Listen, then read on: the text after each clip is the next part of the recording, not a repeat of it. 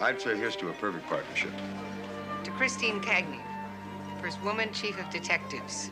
It's no secret that you've been the apple of this man's eye since he brought us on the case. You've been moving in a man's work for a long time now. I tell you, it's not about sex with this guy anymore, Lieutenant. He's into power. You're way out of line, Captain.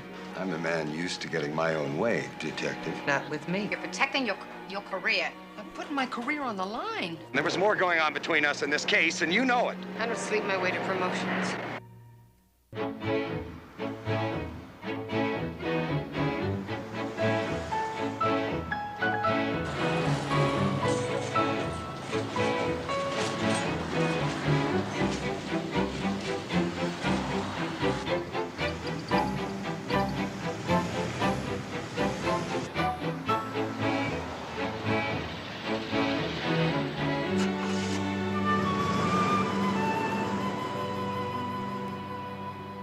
You gotta be kidding, Coleman. 2 plastic ashtrays?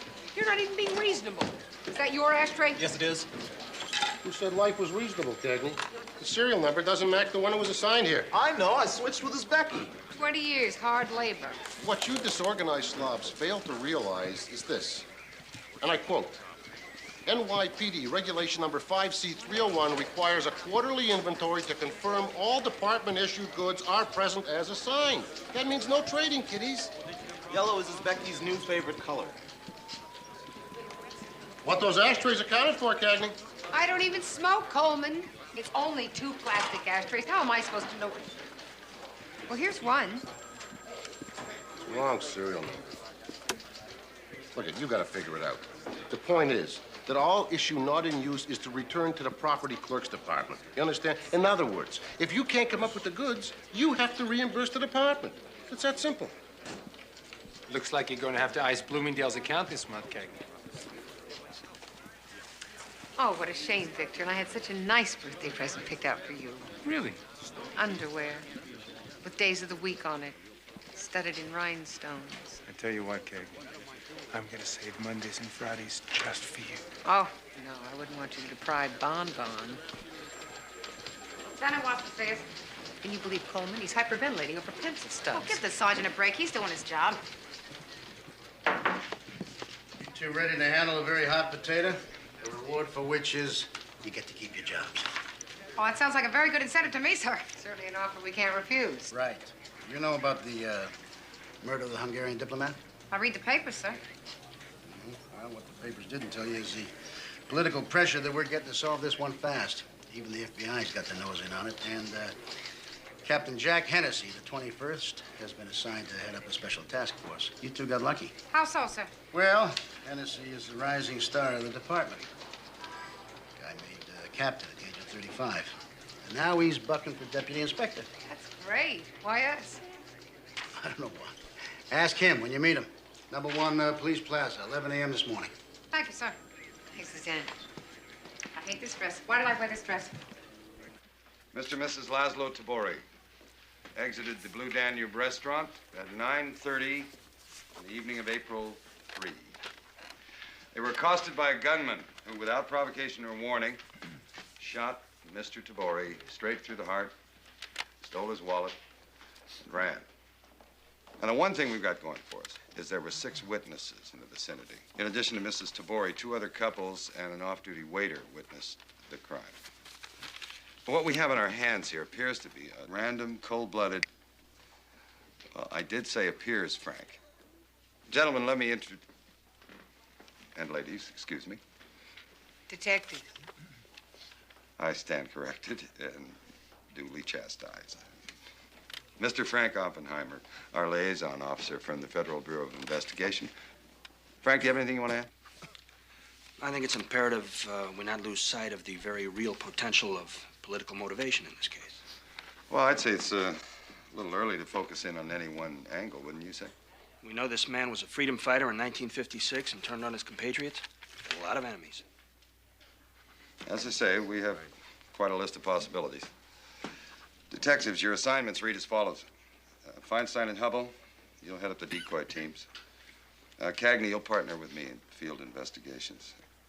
And Lacey, you'll be the liaison officer here at headquarters. Cabot and Malaris, you... Yes. pardon me, sir, but I was wondering if you could get a uniformed officer to handle the office, and then I would be available for the field work. Well, Detective Lacey, I appreciate the suggestion, but I've put you exactly where I want you. I need a trained detective who understands procedures and priorities to evaluate the witness statements and field reports. Now, Cabot and Molaris, you'll be checking out the gang activity in the area. Yeah. Check. Dolan, Moore.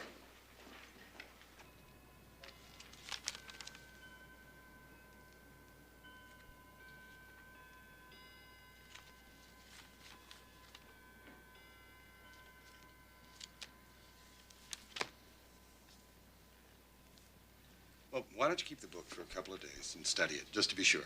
I have already told you it happened too fast.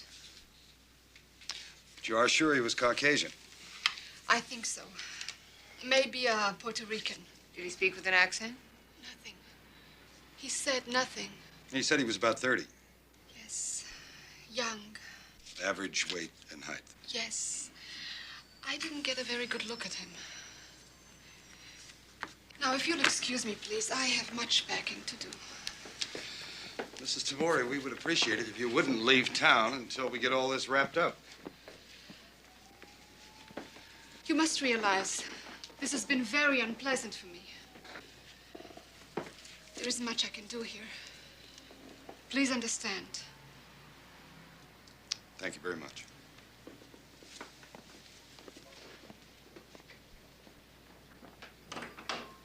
So what do you think? Traumatized, aloof, and reclusive? Or she just doesn't like Americans? I don't know. Right now, I'd say all of the above. What do you say we compare notes over a couple of beers? Find a place that has peanuts on the side you're on. The kind that are roasted in the shell. In the shell. Yeah, salted. Salted in the shell. I'm serious, Mary Beth. Time is passing by, and we're not getting any younger. Harvey, you're depressing me. I just think we're kidding ourselves if we don't face up to the fact that we are not going to be here forever. You know when you started getting morbid like this? When Fast Eddie died. That's exactly what I'm talking about. One of us could be next. Do you know that if you don't leave a will, the state could take everything? Our money, Mary Beth, they'll build a lousy sewer or something. Harv, the kind of money we have, they'd be lucky if they get a drain pipe. Yeah? Well, all I know is it's our money and our stuff, and I don't want the lousy government sticking its nose in who gets it. Not exactly Rockefellers here, Harv. Now, what have we got that anybody would be interested in? What about the golden candlestick? Yeah, well, what are you going to do with it? I don't know. Leave it to Eileen in Chicago. Eileen? She's your third cousin. Well, my second cousin. What's removed? You never even met her. I know, but my mother left her the other one. Mary Beth, it is solid gold. What is Harv Jr. and Michael going to do with one candlestick? Break it in half? Oh, they go down to the antique store and sell it. The same thing your second cousin from Chicago would do if she got her hands on it. And what about my bowling trophies? Oh, well, I thought that we would bequeath those to the Museum of Natural History. Oh, guy. Come on, guys. Jeez.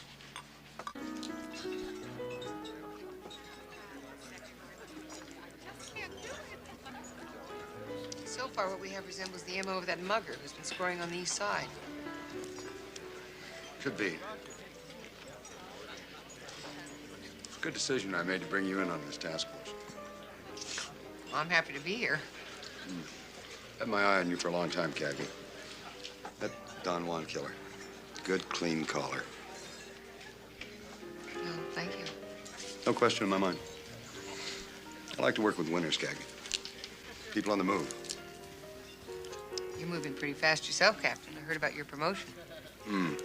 Correction. Recommendation from promotion. Final word on that won't be down for a few weeks. According to the grapevine, I hear there's no contest. You can't believe everything you get on the grapevine. For instance, the word came down that you could be a pretty hard-headed prima donna to work with. Uh-huh. But I figured that any ambitious female is going to be fair game for that kind of dirt. Especially a very attractive one. Doesn't bother me. I can handle the temperament with the talent. Besides, I used to get those same kind of shots when I was an up-and-comer. I'd say here's to a perfect partnership. To Jack Hennessy, Deputy Inspector. Wait a minute. What about equal opportunity here? Here's to Chris Cagney. What? Okay. To Christine Cagney, the first woman chief of detectives.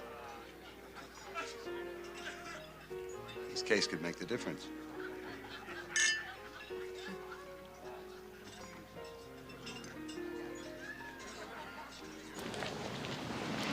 Thanks for the peanuts. Hey, salt of the earth. Taxi!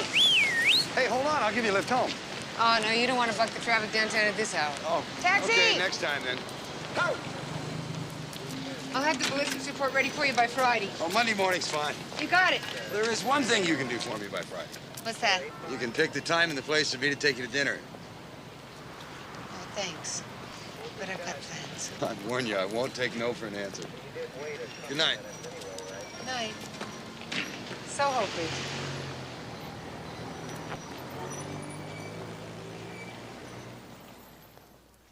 Albanian. Romanian. Yeah, I'm a little rusty on my Romanian, Frank. Can you give us some shorthand here? Pravda, of course. The communist press is having a field day with this incident.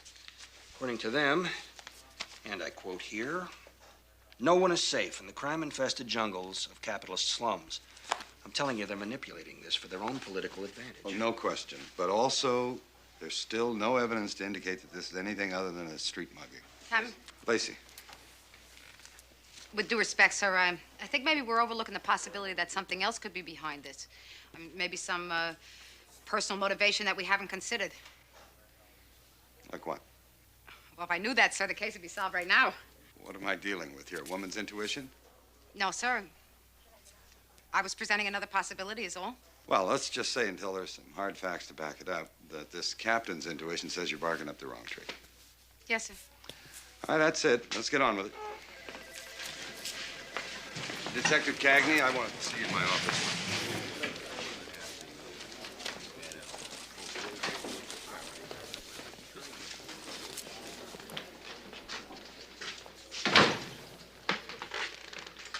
First, I thought of sushi and sake.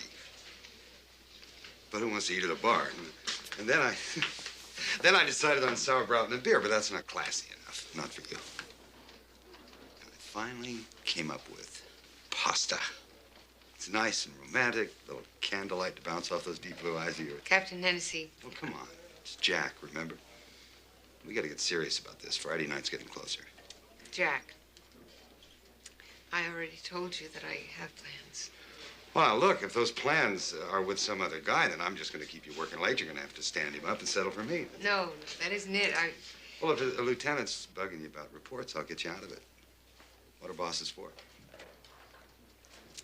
The truth is, Jack, I don't believe in mixing business with pleasure anymore. Anymore? What that sounds like is that I'm paying for some other cop's mistakes. I don't think that's fair to you. Well, you're not the only one disappointed with the timing. Well, then. Maybe when the case is over. Okay. I should get to those witness calls. Excuse me.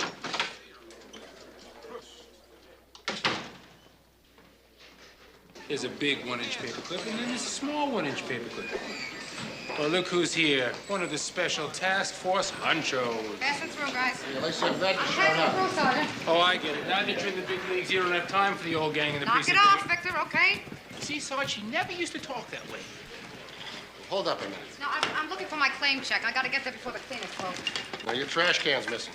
I shared with Cagney. No, Cagney says that one's hers, so yours is missing. 2 dozen yellow pads present and accounted for, sir. I got you down for 4. I used a couple. Must be in my locker. Your trash can? I don't know where my trash can is, Sergeant. Maybe I never had a trash can. Maybe my trash can was stolen. Maybe I threw it away. I hope I threw it away. Here is an interesting question. How do you throw away a trash can? Very existential, Victor. Very existential.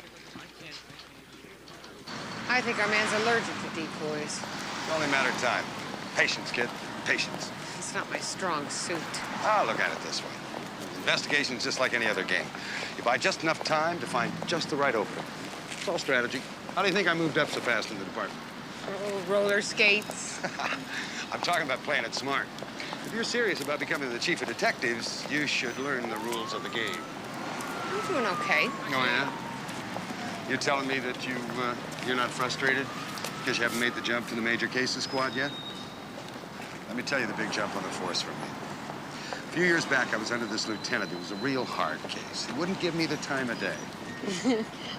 I did my homework. I found out he was a racquetball freak. So I boned up on my serve, just enough so he still had the edge. Then I joined his club. He got to know me, I got to know him. See what I mean? Sure. Strategy. No, it's more than that. It's relationships. Sometimes it pays to mix business with pleasure.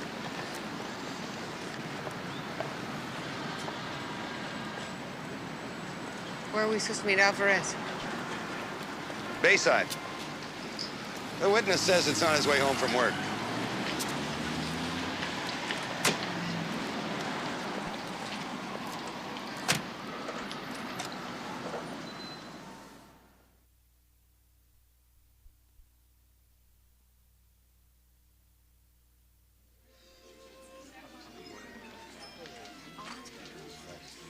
One of the couples, the Fairmonts, totally contradicted each other. He says that the gunman had his raincoat buttoned.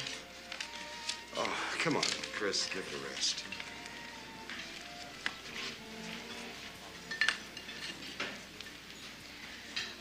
What time is our witness due? Must have gotten tied up.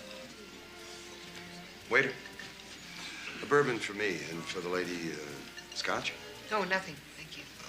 As of now, consider yourself officially off duty. Scotch. You like calamari? They serve it here Fra Diablo. It's nice and spicy. You know this restaurant very well. It's one of my favorite spots.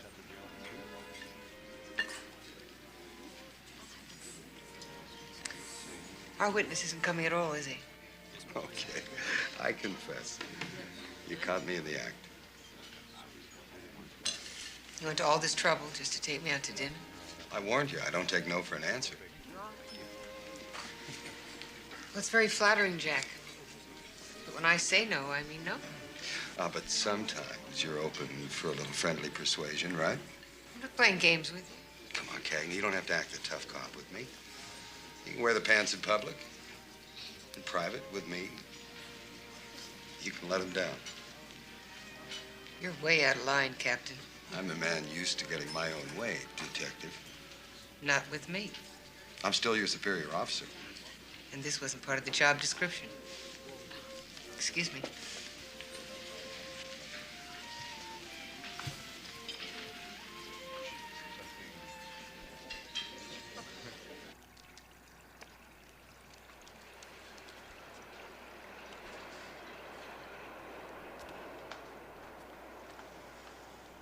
I'm not getting in bed with that book, Harv.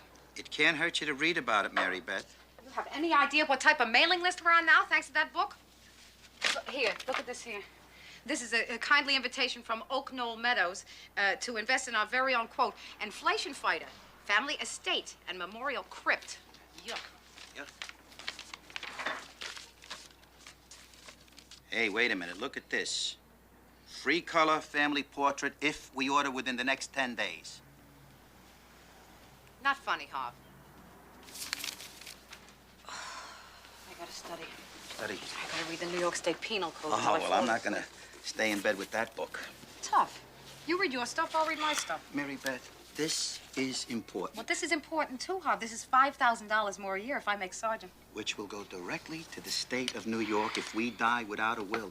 That's exactly what they want to see. If you croak without a will, they soak you with taxes. They do, Mary Beth. Honey, the state of They do. New York is not staying up late at night trying to figure out how to get our money. How do you know that? Is this another one of your conspiracy theories? It is not a conspiracy theory. Then what is it? It's not. Kisses. What is that? I know what that is. That's the Rizzuto's complaining about the kid's stereo. Hang on! Ask who it is. Hold your horses, it's Chris. Chris. Hi, guys. I'm sorry to bother Come on you. in. I've got this paranoid cabbie waiting downstairs. He won't leave Queens without cash in advance. I need $25. I just cashed a check today. Thank you, Harvey. Sit down.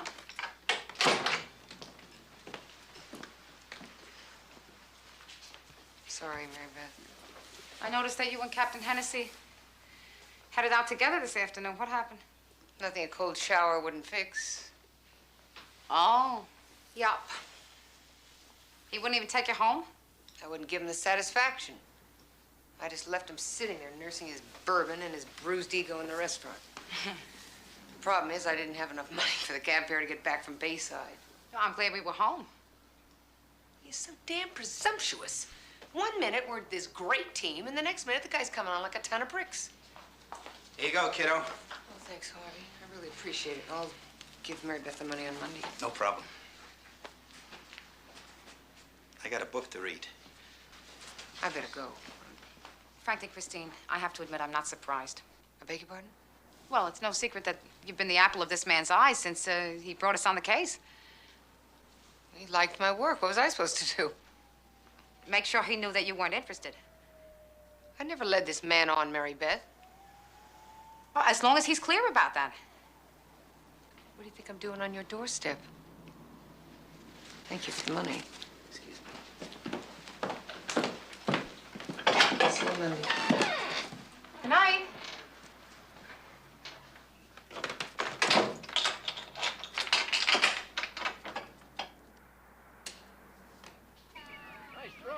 Let's just make the decisions we need to. We put the will in the safe deposit box and we forget about it. Do we have to talk about this today? It's a gorgeous day. Boys are at your mother's. We're walking in the park here. Okay. We won't talk about it today. We talk about it tomorrow, right? Right. Harv, if I died, would you get married again? Mary Beth, I thought we weren't going to talk about this. I wish you would. You wish I would what? Get married again. Oh, come on, Mary Beth. It's a beautiful... No, I'm serious here, Harv. I'd like to know that you were happy with somebody. Well, you are a hard act to follow. And for the boys need a mother. The boys? For the boys. Okay, I'll remarry for the boys. I wonder what type of woman you'd pick out. Probably blonde, huh? You always had this thing for blonde. Redheads. I like redheads. Redheads are nice. This is a ridiculous conversation. Blue eyes, little tiny waist. No, I never went for blue eyes. And young, too. Older men marry younger women all the time. Mary Beth, I am a mature man. Yeah, so you may as well go for it, Harv. Go for it? Okay, I'll go for it. I'll marry a 23-year-old blonde with blue eyes and a very narrow waist. Are you happy? Harv, What? if I die and you marry a 23-year-old bimbo, I'll kill you.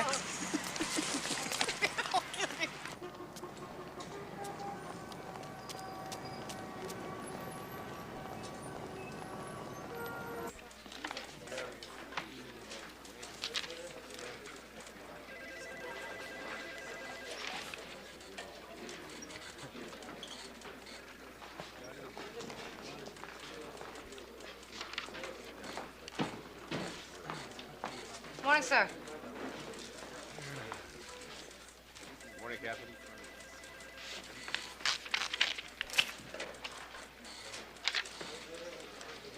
The other night. Thank you. Sure.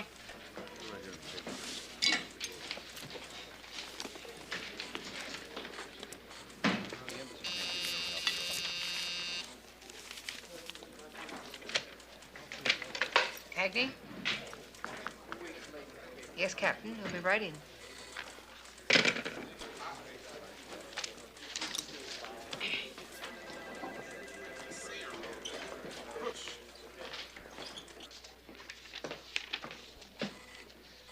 You made a serious mistake, Cagney. I don't think so, Captain. I'm still your superior officer, a fact which seems to slip your mind. Now sit down.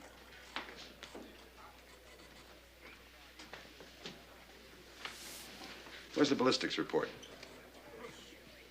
I put it on your desk Friday before we left. It's not here. Well, I left it right on top. This kind of negligence is very unprofessional. Look, I know what I did. I put the thing... Sit down.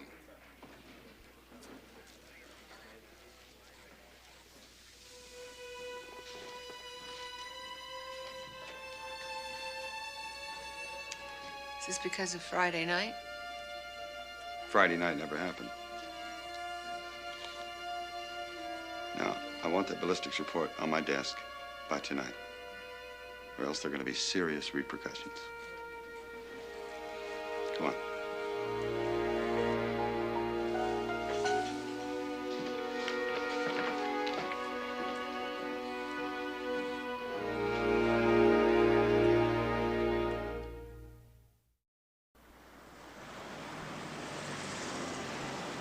You've been moving in the man's world for a long time now.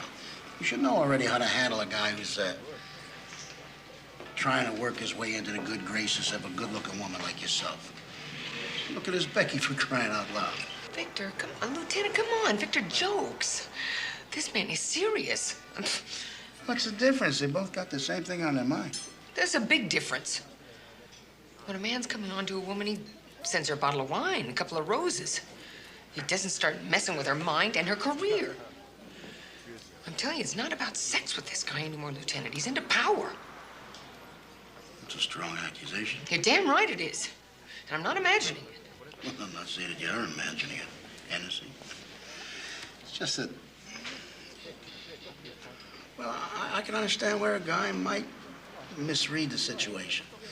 Don't get me wrong, I'm not saying that you're leading the guy on. It's just that, you know, with men and women working together nowadays, sex coming out from behind closed doors, things are different today. One minute a joke is sexy, next minute it's sexist.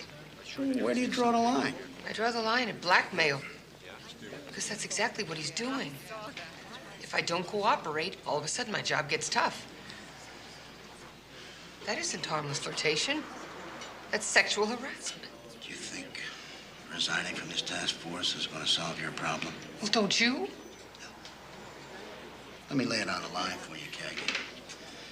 The minute that the brass sees that you're resigning from a plum assignment like this, your professional reputation is going to take a nosedive. They're going to question your commitment, your devotion to duty, and your qualifications for advancement. So he still wins. Never mind him. If you lose, that's the point. Cagney, listen to me, and listen to me good. I know you got ambitions, and I want to see you get a chance to do something about them.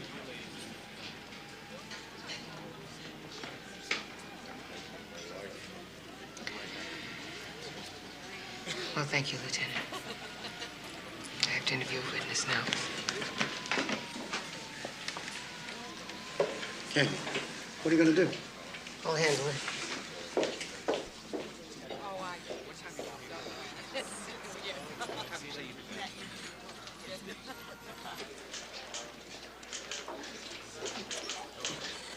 What they got in there now? L. Alvarez, the waiter from the restaurant. Hennessy's wasting his time. We've run up against this kind of thing before. It's classic. Yes, sir. Classic. Yes, sir. I've seen it 1,000 times before. Yes, sir. Well, what exactly is your projection on the case, sir? It's simple. Tabori fell from grace with his bosses, and the party bigwigs decided to kill two birds with one stone. Assassinate him here, make it appear it was an American assailant, and darken the image of the United States. The problem is that in a few days, the only person who could break this case for us will be on our way back to Budapest. Well, you think that Mrs. Tabori is in on this? Oh, believe me, these governments have their methods. She wants to save her skin. She's been warned not to cooperate. Look what she said in her statement. As I remember, sir, she didn't say much of anything in her statement. Exactly. Wouldn't you or any other normal woman have a lot to get off your chest if you'd seen your husband terminated in front of your eyes?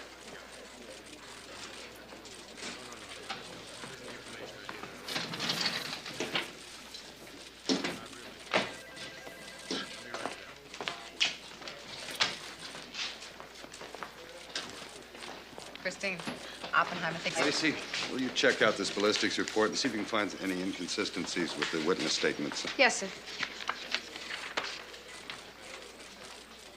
I found it. It was buried under some old DD-5s. Come on, we have to go over to the east side and check out the decoy teams. I have to finish Alvarez's statement. Well, Lacey can handle that. It's pretty clear. Come on, kid, get the lead out. We got work to do.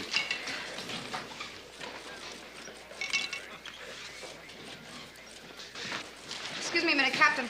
Christine, the gunman said what? Wrote it phonetically. Alvarez didn't understand the words, so he just repeated sounds. Check it out, Lacey. Yes, sir. Come on.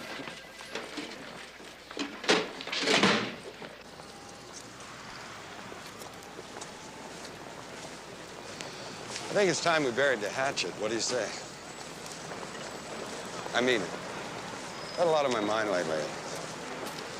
I know I've come down on you a little hard a couple of times. Let's wipe the slate. Take the afternoon off, go have a couple of beers, talk it over. Then what? Taxi! We'll just take it as it comes. Just cut it out! Hey, let's stop playing games. Now, you came on to me real friendly that first night when you thought I could grease some wheels for you. Now you're playing the hysterical virgin when it's time to pay the bill. Bill, I don't owe you anything except doing my job. Oh, come on. There was more going on between us in this case, and you know it. I don't sleep my way to promotions. You sure go to a hell of a lot of trouble to advertise the merchandise for someone who's not interested. Oh. We both know what you want. I wanted exactly what I said. Strictly business as long as we're working together. What is it, Jack? You like guys to beg for it? Is that what turns you on?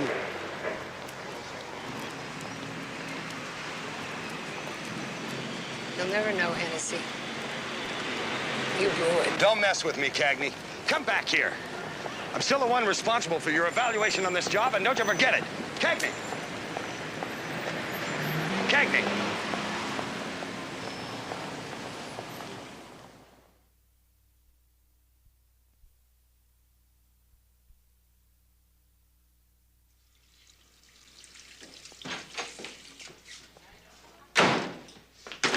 I've had it with that guy. Would you look at me? I got it. Damn it. Sorry. Thanks. Any guy I know? Yeah, we're working for him. You know what ticks me off? I really thought I had this whole thing under control. I did everything that those women's magazine articles tell you you're supposed to do. I let him down gently. Made sure this precious male ego knew how flattered I was. And I was firm. I never faltered. Even in the beginning when I thought oh, what does it matter? Didn't make any difference anyway. You don't need that stuff anyways. Ignore him, Christine. I can't. I can't anymore, Mary Beth. I've tried. He's making sure I don't. What are you talking about? Scared about my file. He could write down anything he wanted there, and people will read it. They'll think I'm a lousy cop.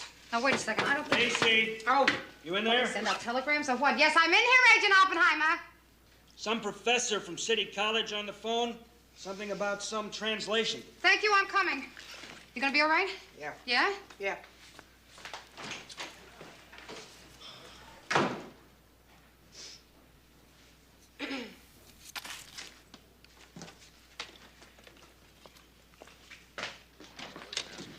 Detective Lacey? Yes. Once again, please, sir. Thank you very much, Professor Professor. Thank you.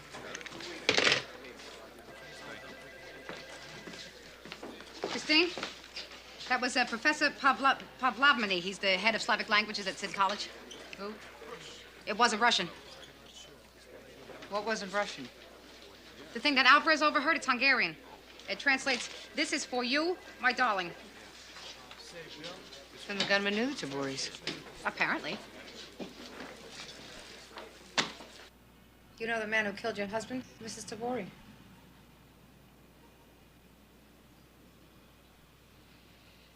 His name is Belo Belosov.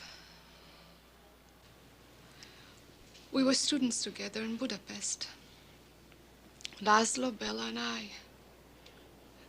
We fought for the revolution. We were young, idealistic. We thought we could actually win. We were throwing stones at Russian tanks. They crushed us like an army of ants. Bella and I were planning to escape. We were lovers. You and Bella saw it? Yes. Laszlo was jealous. He informed against Bello to save his own skin. As soon as I saw him outside that restaurant, I recognized him. And I knew exactly what he was going to do. And I don't blame him. You don't blame the man who murdered your husband? No. It has always been a marriage of convenience. Don't you see, I had no choice.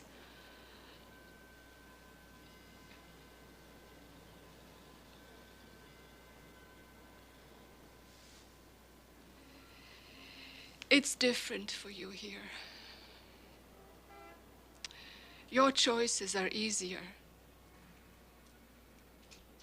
Know something, Mary Beth? You're one hell of a detective. Well, what's the big deal? All I did was check out your report. I'm glad one of us has our head on straight. You know what I think? I think that Captain Hennessy is going to be very crabby that we broke this one. You beat him on his own turf, Christine. Not yet, I haven't. Not as long as he can hold my job over me. He can't do that. He's made it very clear that he can, and he will. Either I come across or I get a negative rating on my evaluation report.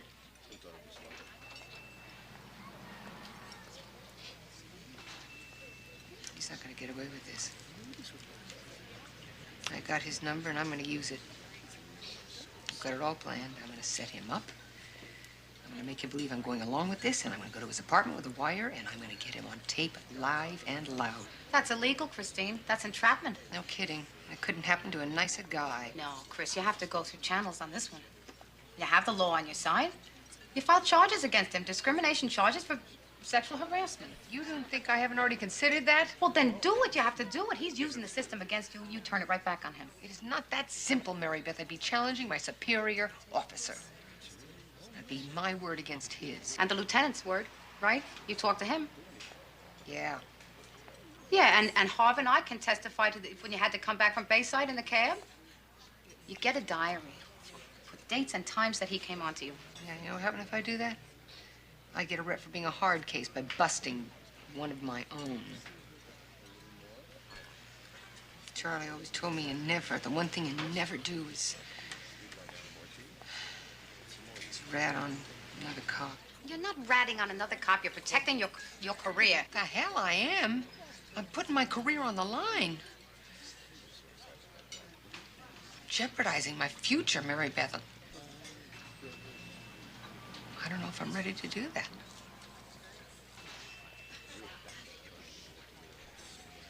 Well, yours is not the only future at stake here, Christine. 10 to 1, you were not the first female officer that he came on to. So you're going to be the last one or not?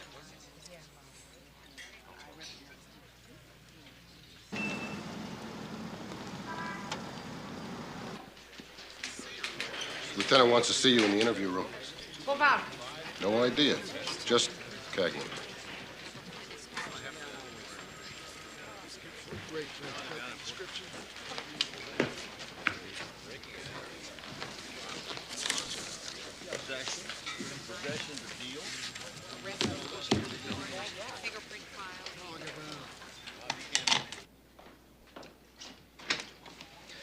Hi, Detective Cagney.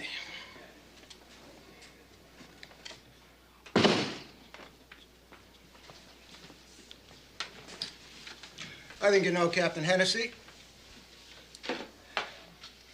I thought it'd be a good idea if we could clear a little air here.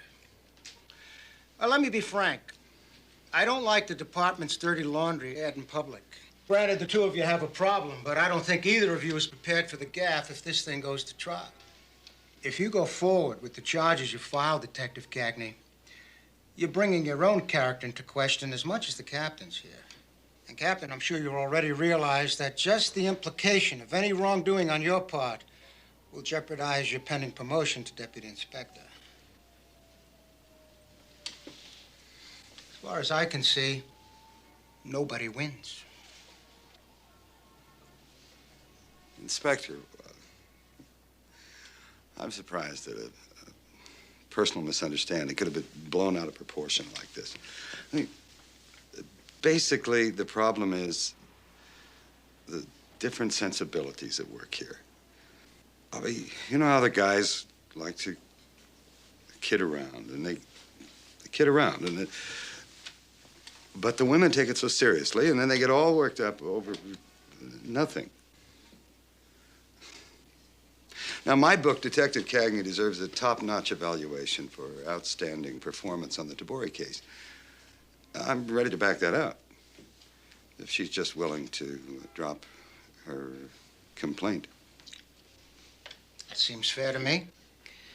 I've already made it clear to Captain Hennessy that I don't trade favors or accept bribes. We're trying to work out a settlement here, Detective Cagney, one that both parties can live with. Well, I can't live with it, Inspector. Captain Hennessy threatened me professionally if I didn't sleep with him. I call that blackmail. And I think you should answer that. I don't have to sit here in this. Sit down, Captain.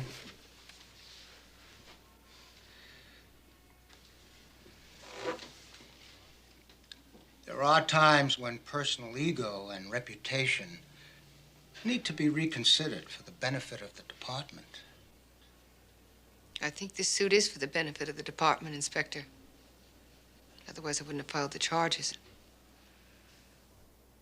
And that's your final word? Yes. Then I think we better stop wasting our time and get back to work.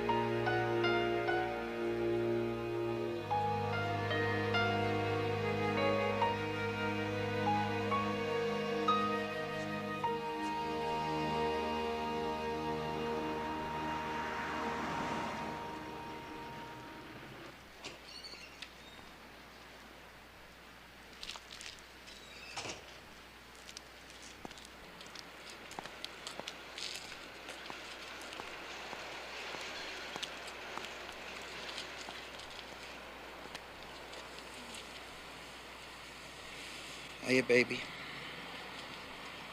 Michael said you were up here. Yeah, I just been thinking. Yeah, me too. And I think you're right. And we'll do the will. That's good, Mary Beth. We'll do it tonight. Tomorrow night. Tonight, we dance. Dance? Tonight we dance because I decided we are not gonna die. You know why? Why? Because we love each other too much. That's why. Oh, Hog. That's the most romantic thing that you ever said to me. Second most romantic thing. Yeah, what was the first one? Huh?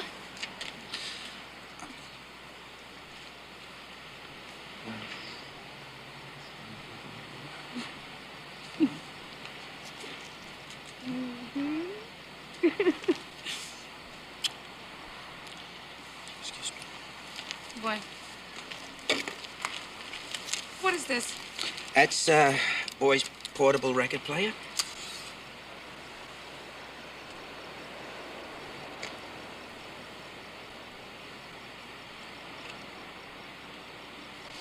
Oh.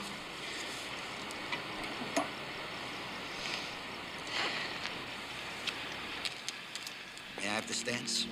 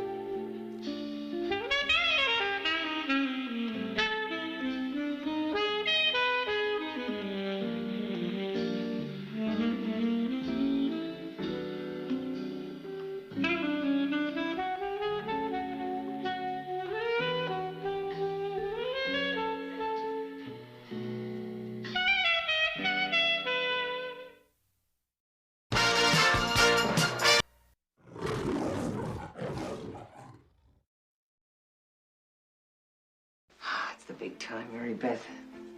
It's the fast lane. You two ever get tired of life at the 14th, I'd be glad to have you in narcotics. Go to bed with me, both of you. What is this? I'm sure you didn't say anything that would taint the collar. You're too smart for that. If you go into the grand jury on Tuesday and call me a liar, our partnership's over. Are you that good, Sergeant? Okay, I have to type up the report. You want to tell me what lie I'm... Morning, sir. Morning. I'm swearing, too.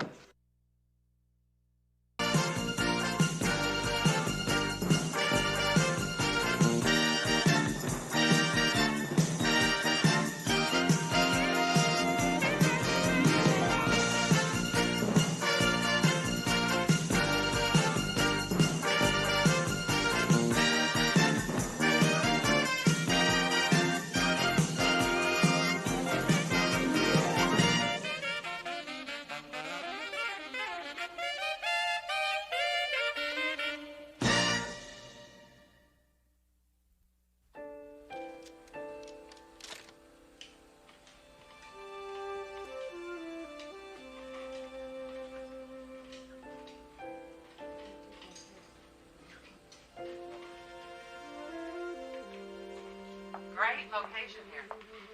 You only say that because you don't have to pay the rent. Neighborhood's yuppie heaven. Place should be a gold mine. That's what we thought when we took over the place.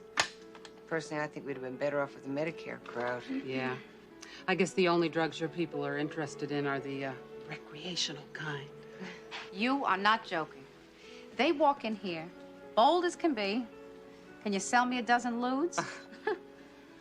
Can you? Beg your pardon? You got a supplier? No, thank you. We're not interested. Speak for yourself, Patricia. Daphne? I am the one who's got a kid on the way I'm going to have to pay for on my own. Listen, hearing about this baby. We can have this fight on our own time, thank you. Supplier? Mm-hmm. What kind of drugs are we talking about? How about the prescription kind without regulations or paperwork? I've got amphetamines, phenobarbital, everything in between. I don't know. Patricia? Who is the one that's always whining about the low profit margin? Huh? The least we could do is listen to the woman. Huh? How do you do this? No risk to you. All of the pills have been accounted for, so no one's gonna come looking for them. Uh-huh. It's foreign stuff, right? You smuggle back in? Right? Look, you don't need to know that. No. I don't need to know that. And it wouldn't be real smart of me to discuss the small strokes with you. You gonna find that necessary for us to do business, Patricia? I could live without it. No, I'm okay. Good. Then you just tell me what you need. I give you a price. You give me cash, and I can have you supplied the same day.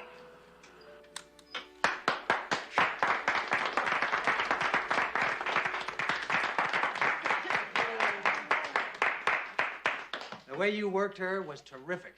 You set her up so nicely with that struggling businesswoman routine, that stuff about the baby, and you let her make all the moves. Absolutely perfect.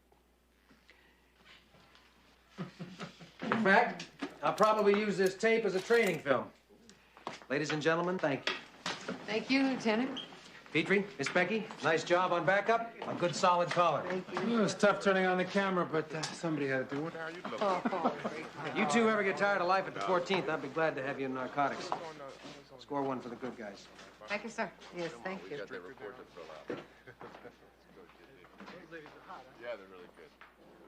Great job. Hey, hey! All right, that's it. No. Don't get up, sit down, continue with your work. We're all adults here. What, going so soon? Hi. Well, how good am I? Real good, Cagney, real good. What'd you expect? A little modesty, Sergeant? I am very modest, Petrie, on those rare occasions when I have something to be modest about.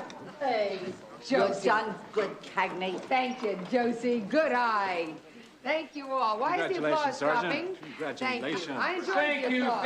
Thank you for gracing this humble squad room with your incredible presence. You're welcome. I would like to take this opportunity to speak for me, myself, personally, and my partner, Detective Mary Beth Lacey. We want you all to know that we will never forget the little people who knew us when we started out. You may all applaud again. Thank you so much. So where's Rather? Rather who? Dan Rather. You're not well, Christine. Mary Beth, we are newsworthy. At least Connie Chung. Good collar, you two. Oh, thank you, sir. Thank you, They're Lieutenant. saying good things about you upstairs. Oh, yeah? Like what? And by whom? Easy, Cagney. You know, 3 days minus 4 bodies made a pretty wild place around here. So I need sober heads tomorrow, you hear? Not too much celebrating tonight. Huh? Yes. Congratulations, Lacey. Thank you. Good job. Messages. Got two for Cagney, nothing terrific. What do you know? Harvey. Harvey's obstetrician. How about your checkup? Everything moving along okay? Everything. Thank you so much. Yeah, yes, Becky, you must be slipping. And nothing for you, Petrie. I guess Claudia's out studying motel architecture with a night school teacher or something.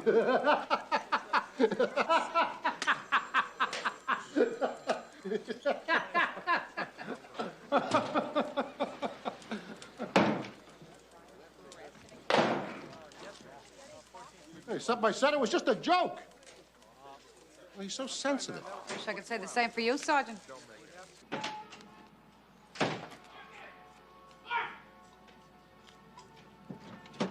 Hey, Petrie, wait a minute! Hey, he didn't know what he was talking about! Victor. Hey, come on! Victor, hey, you out of my way! Hey, Marcus, don't be mad at me!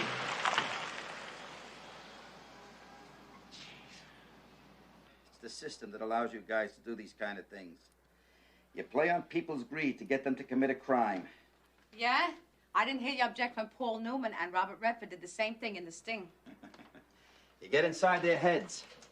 You set them up on the right day at the right time. Gestapo tactics. Oh, Harv, you're way off base here. She offered. We didn't ask. She offered to sell us drugs. She had a choice. No, babe. She was headed for prison the day she made the list. List? What list? Government wants you, they'll get you. Daniel Ellsberg, Gene Seberg, DeLorean. It is all the same. Harvey, I don't think that we can have this conversation. What about those senators a few years back, huh? Abscam? What chance do they have? A guy comes up to you, All he right, says... Harv, listen, I take your point, okay? So let's drop it. All I am saying is the government has the power to destroy anybody they want. By the way, we're not arguing here. Okay. You think that the government and the people I work with are out to get innocent citizens, and I do not. But we're not arguing. Of course not. Okay. Let's go to sleep. Good night.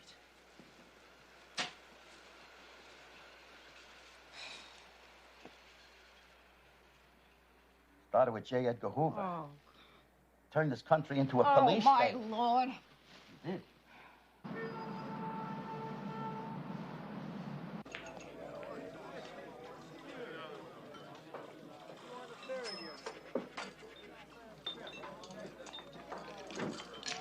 Been looking all over you. from me. Hey, I'm sorry. I'm sorry. So what? You're sorry. I tell you something very private, and the next thing I know, I'm hearing it back from the biggest mouth in the squad. Look, Coleman asked me, what was wrong with you lately? Look, all I said was that Claudia was spending a lot of time in night school. That's it. That's all I said. Even if I believed you, that's enough. You shouldn't have even said that. It was a lucky guess, I swear it. I can't believe I let you do this to me. Victor, you're stupid, an idiot. But I'm a bigger idiot to think that you were my friend or that I could talk to you. Hey. Get off me!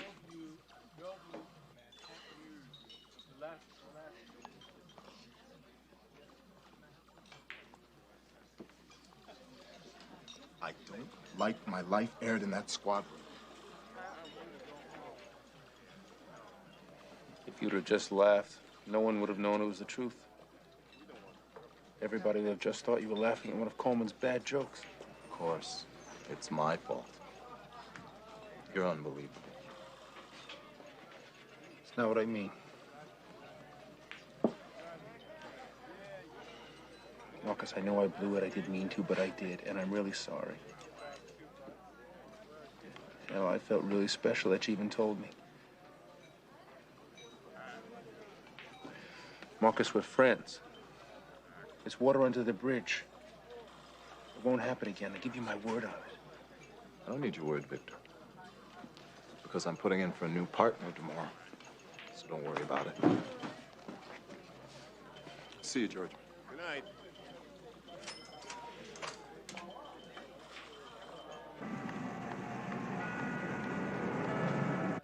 Narcotics has got your back. They turned your saleswoman around. She's going to give us a higher level dealer, and Nelman has approved it. Johnson is expecting at One Police Plaza in a half hour. I'd like to be replaced. Why? It's personal. I don't want to hear personal. It ticks me off that I'm going to be shorthanded here again, and there's nothing I can do about it. How the hell do you expect me to run a precinct like this? Go!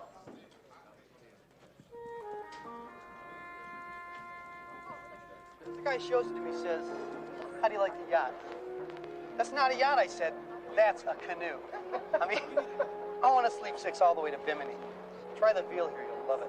No, nothing for me, thanks. Say, this is the best Italian food in the city. No, somehow eating with cops spoils my appetite. Have a nice day, gents. What do you mean, cops? Come back here, will you? What are you talking? Mistakes. Overkill on the money talk? Rich dealers don't have to strut it. No, I think it was a nice setup. Mansfield doesn't deal with street soldiers. They look like cops. Maybe. Petrie, what do you think? I didn't see any mistakes. Bingo. Mansfield is shrewd. We've tried to sting him 3 times now, and every time he smelled trouble. He's very good at playing games. He'll even try to force you to entrap him. Does he ever serve time, sir? Not even an indictment. From pot to smack and everything in between. Maybe he's backed by the mob. Maybe he bankrolled the Benedetti murder. I don't know. He's crud, and I would love to get him. And this time, I think we've got a shot. He trusts Laura Farrell. You two are as good as I've seen, and not exactly typical-looking narcs. Lacey, the stomach, absolutely beautiful. Thank you, sir. Just remember, you've got to make the first move. What are we buying? Just pills, large quantity. This time, you'll be mini moguls from out of town. The Premier Towers. Petrie, Miss Becky, the camera and I will be here in room 907. The sting will be in 909. The camera will see through this 2-way mirror in the center of the room. Now, we're using a wide-angle lens, but you still got to try to keep the action here in this area. If you get into the bathroom, the dressing area, or at the door, you're out of frame. So try to keep it tight. Questions? Okay, folks. Showtime.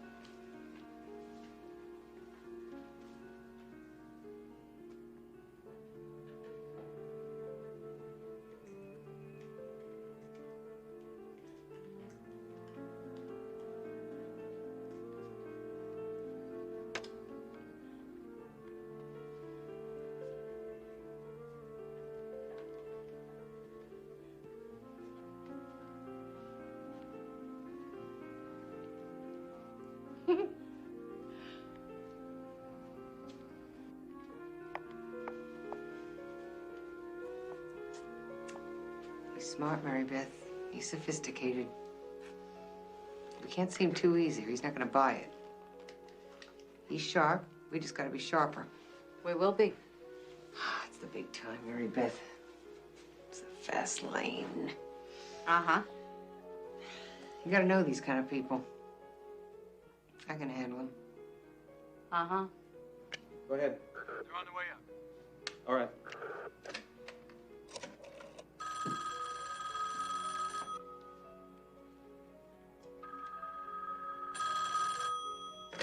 Yeah, They're on the elevator. on their way.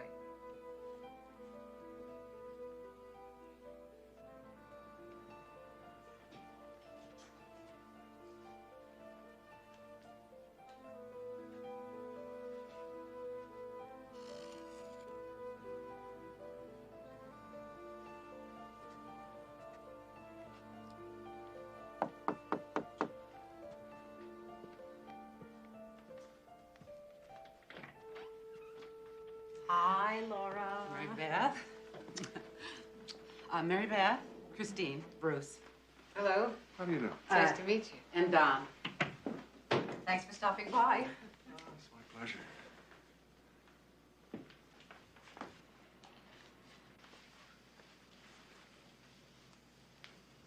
I don't like it. It doesn't feel right. What? I'm not doing business today. Sorry. Oh, wait a minute. What's the problem? Cops. The room could be bugged. I follow my instincts. My instincts tell me no. Wait a minute. How do we know you're not a cop? How do we know Laura here isn't an informant? Yeah.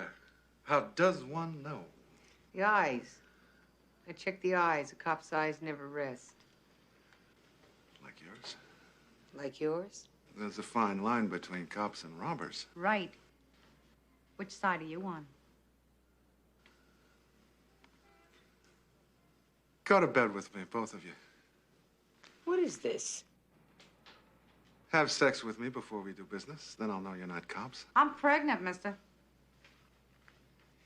Well, that leaves just you and me, kiddo. How does having sex with us make you safe?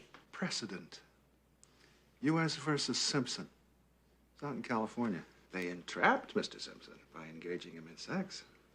It's called outrageous conduct. Oh, no. No, thank you. Not today. Wait.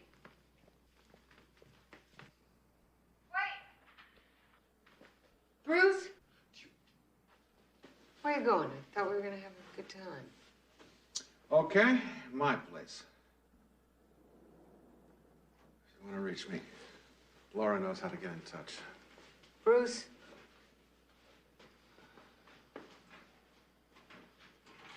Come here.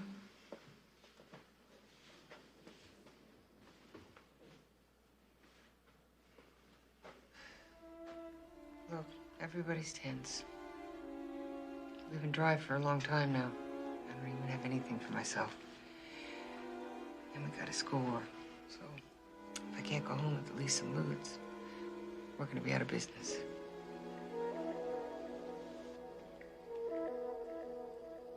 You broke my heart. If that's what it takes. You're saying that if I solve your supply problem, you and I can have a good time? Yeah, I'd like that. What exactly do you need?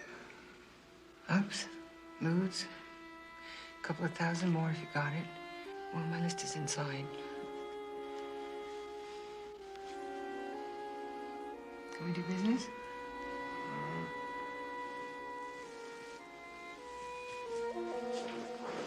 After you. Get on. Yeah, let me see your list. I'm sure I can give you everything you need. Oh, yeah, I can go 5K on the ludes and the ups. All units, stand by. I'm low on tranks. When can you make delivery? Well, if you've got the cash, I can have it for you in 15 minutes. I got the cash. Come on, let's move it. I'll let you to drive. Look, I'm gonna stand back there. Stand back. This could get him into major cases easy. For a chance like that, I'd even put on a dress. And you'd probably look sensational in a pair of high heels.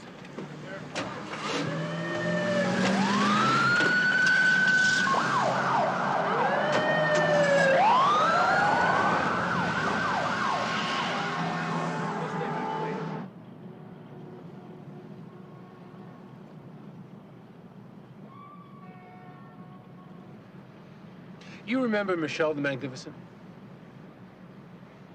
Sure you do. I talk about her all the time. To tell you the truth, the first night didn't happen.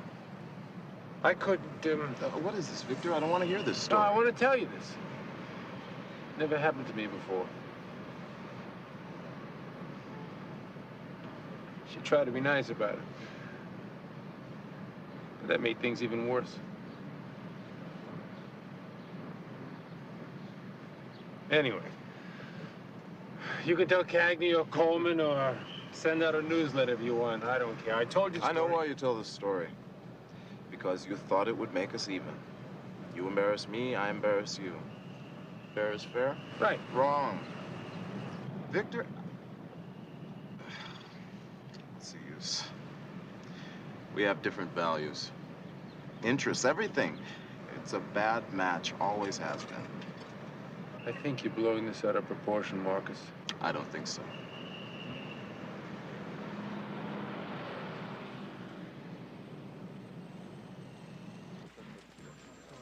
It's been 10 minutes.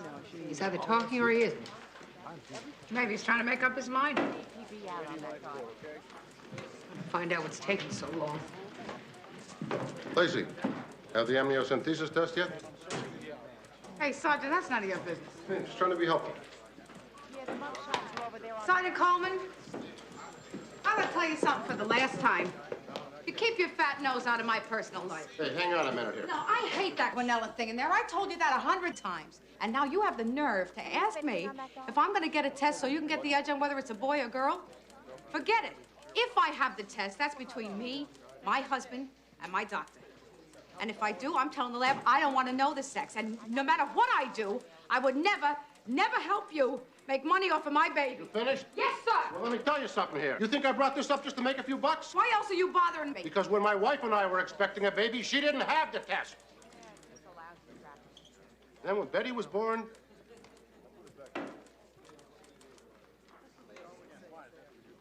well, she's in a special school now, and it took us a long time to find it. And she's happier there. People don't make fun of her. She's doing okay. It's just that when she was born, we weren't prepared is all.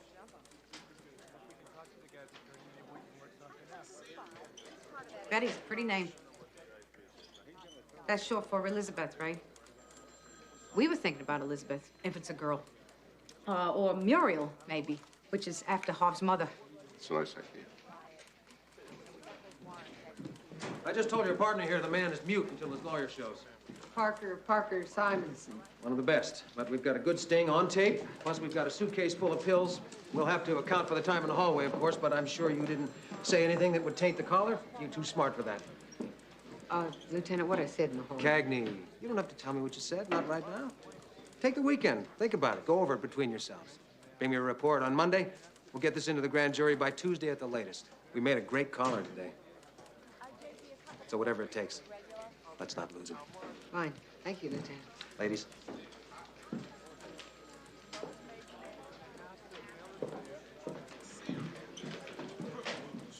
Sergeant, we're doing the test next week. Yeah. I can't believe I stepped over the line like that. When I stopped him outside, I could have said something else, anything. I didn't have to initiate the deal. We're gonna have to come up with something creative on our report. What are you talking about? I entrapped him, Mary Beth. I was the first one to bring up the subject of drugs. We put that on the report. Mansfield walks. I'm not about to let that happen. Oh, what are we supposed to do, lie? It's our word against his. We're not dealing drugs. What? Come on, sometimes you gotta do whatever it takes. You know that. I'll be damned if a big-time drug dealer's gonna walk, because I didn't say the magic words. You heard Lieutenant Johnson. He practically ordered us to lie if we had to. Yeah, well, he's not gonna be under oath. I can't believe he even asked us to do that.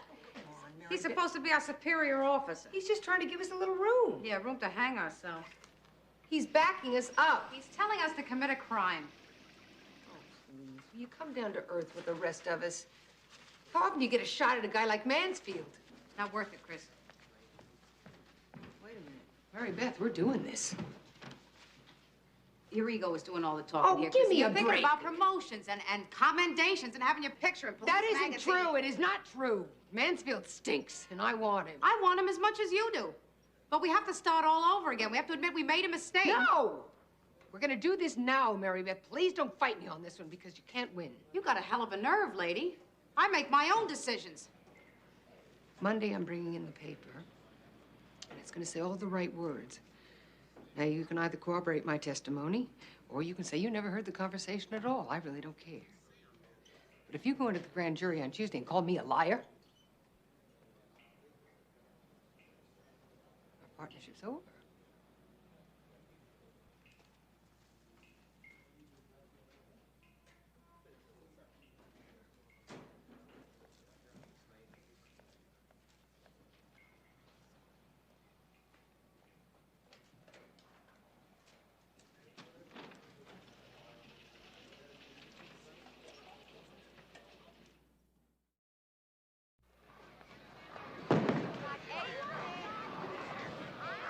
Beauty! Way to go, Harvey! Come on, pick it up, baby. Thank you. It's emotional blackmail, and I don't like it. I don't like it either. She does it all the time. Puts you in danger while she does a super cop number. That's fair, Ma. Way to go, baby. 8. All right, your turn, kid. Here You go. look out for him, Harvey. You know, you guys lie in that courtroom and get caught, the judge is gonna come down on you like a ton of bricks. Not a chance, Harvey. Only 3 people know what was said in that hallway, and 2 of us are officers of the law. Hey, Mom! What? I'm watching you, sweetheart. Go ahead.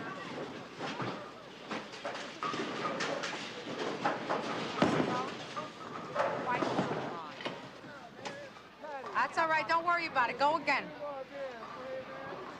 Maybe you should call a bluff. You might be better off with another partner. I don't want to think about that, Harvey. Anyway, she didn't mean it. Maybe she did mean it. I called her a liar in front of the grand jury. That's it. It's all over. I'm not trying to be self-righteous here, Harvey. You know, Why? I don't know, but... One more dealer off the street.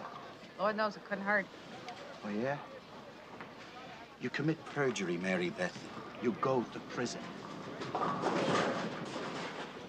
5 is good. Good for you. Your turn, Papa. Yeah, my turn.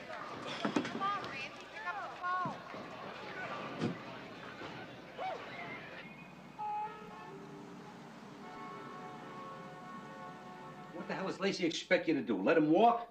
I mean, your job is to get the scum off the streets, whatever it takes. He beat me, Charlie. He baited me, and it worked. I'm the one who blew it. You didn't blow anything. I knew I wouldn't get another chance. You don't need another chance. You got him now. Draws these things. It looks like a jigsaw puzzle. Mary Beth has to do everything by the book. Otherwise, she doesn't sleep at night. Well, then she's in the wrong job. Well, fine. Listen, Chris, I used to cut corners, bend the rules. I also lied in court anytime it was necessary. We all did. I slept like a baby. Well, things are different now, Charlie. Oh, you can say that again. You guys aren't really cops. You're nothing but lawyers with badges. Thank you. The criminal justice system today stinks. I mean, even if you got a good, solid case, you don't know what's going to happen the minute you step foot in that courtroom. I'm glad I'm out of it. Don't worry about it anymore. But I'll tell you something. You better tell your partner she is not living in the real world. Give me that piece over there, will you? Which one? The one that fits. Give me them both. Hey, Charlie, I don't know. Take them all. She has integrity, Pop. Integrity is also knowing when to sidestep the rules. And if Mary Beth is a decent partner, she'll go to the wall with you. No questions asked. Hooray, it fits. Good. You want a soda? No, I don't want a soda. When I finish this bookshelf, I want a drink. I think you could use one, too.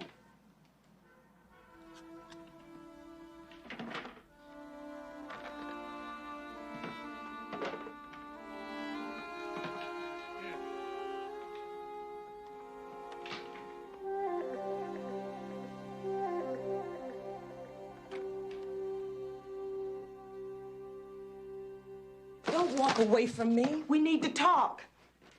We've already talked. It happened. And it's over. But you're still punishing me. That's not true. The hell it isn't. I'm sorry I hurt you. I've asked for your forgiveness. What more can I do? I don't know, Claudia. You're the one who cheated. Oh, excuse me. I forgot I was talking to Mr. Wonderful. The guy who Stop never it, makes Claudia. a mistake. The perfect Claudia. cop. The knight in shining armor. Claudia, shut up! Why do I have to push you to a wall before I get your attention?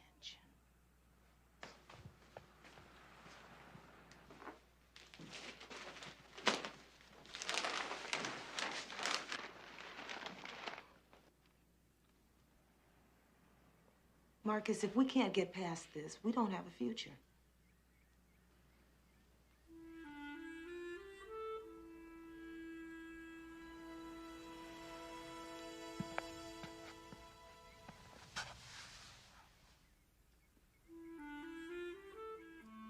You finished with arts and leisure?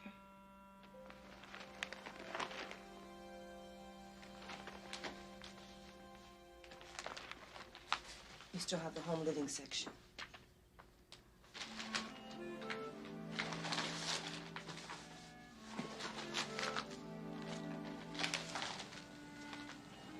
What about sports?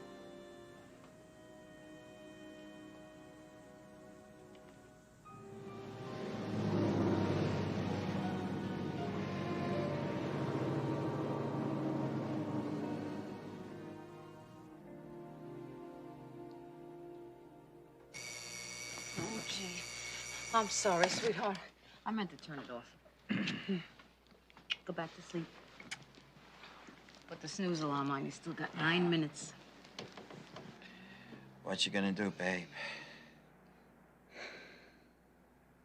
I don't know yet.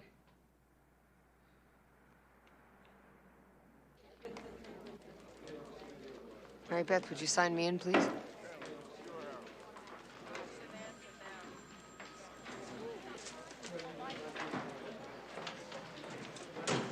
Thanks. You're wrong to put our partnership on the line over this. Expect you to back me up, Mary Beth. You're not willing to do it, we don't have a partnership. A partnership is 50-50. Right. You owe me my share of any decision. Instead, you throw your little ultimatum in my face, and I don't like it. All right, then I'm sorry about that, but this is not a negotiable issue for me. Why not? Because you're afraid to admit a mistake? No!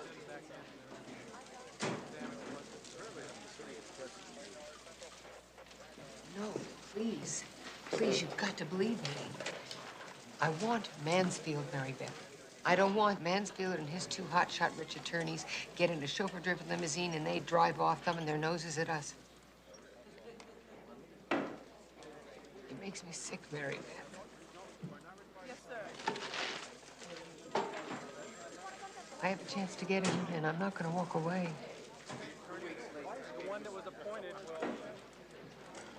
I'm sorry about the ultimatum. I'm a pushy broad. True. Look, if you want to say you never heard the conversation between Mansfield and me in the hallway, I'll understand. But I did. No, I'm gonna do it, God help me. Okay, I have to type up the damn report. You want to tell me what lie I'm... Morning, sir. Morning. I'm swearing, too. Petrie, it's Becky.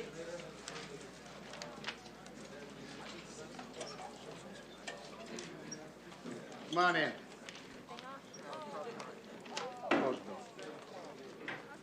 What's this all about? Did you read it? Self-explanatory. Yeah, of course I read it. But I'm not going to give you a new partner without some good reasons. Did you know about this? Yeah. Well? Huh? Talk to me. Somebody. I'm listening. It's my fault, Lieutenant. I betrayed his trust, and it wasn't the first time. To tell you the truth, I haven't been much of a partner at all. I'm always late with my paperwork. He usually has to clean up behind me on the street. Bottom line is, he's been holding me up for a long time now. All right, Victor, don't go overboard. He's a good cop, and we've shared the load pretty evenly. The problem is that we're not compatible. I think we'd both be better off with new partners. You got problems at home, Petrie? What would make you think that, Lieutenant? Because you've been walking around here eating up the furniture for about the past month now. You're telling me you didn't hear about it? What, I missed a juicy bit of gossip or something? Maybe I ought to come out of the office more often. Look, I'm not about to split up one of my best teams without a fight. Now, we all know that you can be extremely obnoxious from time to time and that you're too sensitive for your own good. So I'll tell you what we're going to do. I want to hear everything. I want to hear every beef you got between yous right here and now. And if we can't find a way to mend fences before this is over, and we're not leaving here until it is, then I'll grant your request. All right, you go first, Becky. Lieutenant. I'm not fooling around here. I don't have a beef with him. Gotta be something. He's perfect. The guy is perfect. And that bothers you? Yeah. Yeah, it does bother me. You're always so perfect. And you don't mind letting me know that you know it. You don't say it, though. And that's what really irks me. You got an attitude, Petrie. A real attitude. What the hell is wrong with trying to be perfect? Sometimes you're not even human. As defined by you, Victor? What do you know about human? You do all your thinking with your glands. Okay, this is good. And I'm tired of your rooster stories. You're never on time. You always complain. Victor, you talk too much, and I'm sick of it. I told you I was sorry. And that's supposed to solve everything. What am I supposed to do? Keep your sorry and get out of my face. Is that human enough for you, Victor? This is very good. Yeah, Petrie, you want to go at it? Let's go at it. Come ahead now. I'm right here. Lovely day for a hearing. You nervous? A little. I didn't sleep last night. Are you expecting sympathy? I'm doing the right thing, Mary Beth. This one is worth it. Yeah.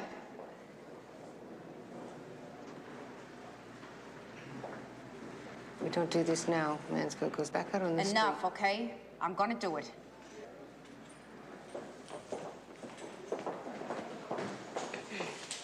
Mary Beth, thank you.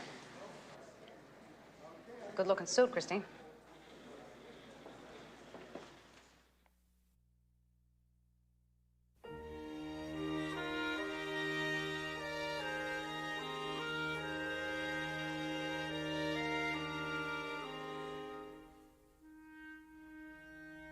Before I open the briefcase, I want to see the money.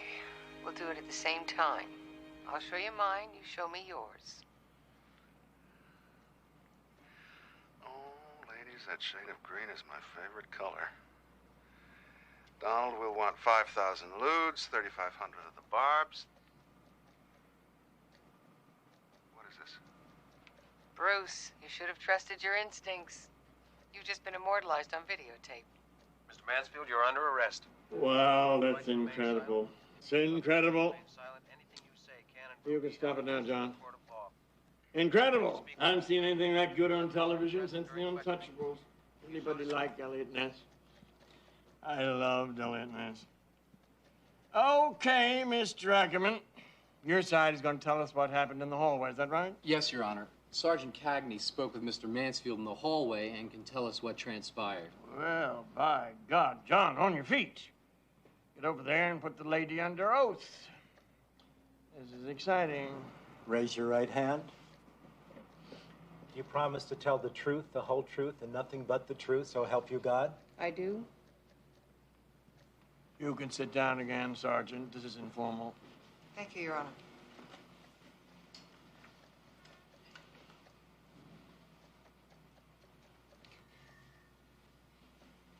After Mr. Mansfield walked out of the room, I decided to give it another try, as you saw on the videotape. When I caught up with him in the hallway, I said to him, "Please wait." He turned and sort of smiled at me. Then he walked over towards me. And at that time, I said, "I wish you wouldn't go." It was obvious he was playing games with me. Objection, Your Honor. That is pure conjecture. Oh, come on, Mr. Parker. This isn't a trial. Sit down, take a load off. You'll live longer. Go on, Sergeant. Anyway, Mr. Mansfield said to me, "You're pretty hyper, aren't you?" I said, "Sometimes." He said, "Well, you need to relax. You need a lewd, don't you?" "I've got lots of lewds." And I said, "So I understand." He then smiled again. He said, "I bet if I solve your supply problem, you and I could have a good time." And I said, "I'd like that." At that time, he asked me what it was I needed. And I told him I needed a couple of thousand lewds and some ups. And then I pretended that I couldn't remember the rest. And I said that I'd left my shopping list inside. He then laughed and he said, "What the hell? I know you're not cops. I just like to test people. We'll do business, then you and I can have some fun." At that point, we all went back into the room. That's a nice story, Sergeant. Well told and concise. Now, you're telling us here that Mr. Mansfield initiated the actual drug deal, even though he had previously expressed an aversion to doing business with you. Is that right? Yes, sir. I see. Fine. Thank you, Sergeant. Your Honor, my client has an entirely different version of that story. I would hope so, Mr. Parker.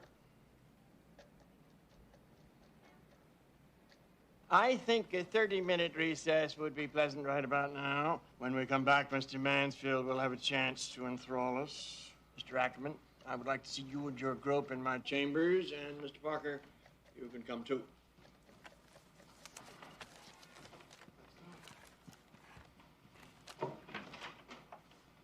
No offense, Mr. Ackerman, but you gotta walk a country mile to believe this lady's story. Even if I do, who's to say a jury will? We've got a very strong case, Your Honor. Predicated on the assumption that our bright young sergeant here didn't make the first move and entrap Pretty Boy. And from where I'm sitting, that's practically impossible to believe. Are you that good, Sergeant? I don't know, Your Honor. I only knew that I couldn't be the first one to bring up the subject of drugs or deal-making. That would have tainted the collar. Let me tell you something. Right now, you have the luxury of my ear. This could be considered a misinterpretation of facts. But if you go back into that hearing room and stick to this story, I expect Mr. Parker is going to land on you so hard you'll have to reach up to tie your shoe. Harder. And feeling the way I do right now, I'll probably help you. With all due respect, Your Honor, sometimes truth is stranger than fiction. Oh, I know. We also have the corroborating testimony of Detective Lacey. Ah, okay. You heard the exchange, Detective? Yes, sir. And you heard Mansfield initiate the deal? Yes, sir. He brought it up. What exactly did he say? He said exactly what my partner testified that he said, sir. I want to hear you say it. But before you continue, do you realize the dire consequences if I find out you're bending the truth? Yes, sir. All right, little lady. Let's hear it. Mr. Mansfield walked out of the room. And my partner and I looked at each other. And she went after him. And she said, "I wish you would not leave." And then Mr. Mansfield said, "You're pretty hyper, aren't you?" And Sergeant Cagney said, "Sometimes." And Mr. Mansfield said, "You need to relax. You need a lewd, don't you?" "I have lots of lewds." And Your Honor, I would like it if Detective Lacey would not continue with her story. Talk to me, Blondie. It's now or never. I initiated the deal, Your Honor. I pushed my partner into backing my story up. It is my fault. You wear a badge, so you're above the law. No, Your Honor. Then what the hell did you think you were doing coming into my courtroom and lying? I know it makes you crazy sometimes. We expect you to rid the street of drug dealers, and then we handcuff you with a lot of stupid little word games, but that's the way it is. And if you can't stand the heat, get the hell out of the kitchen.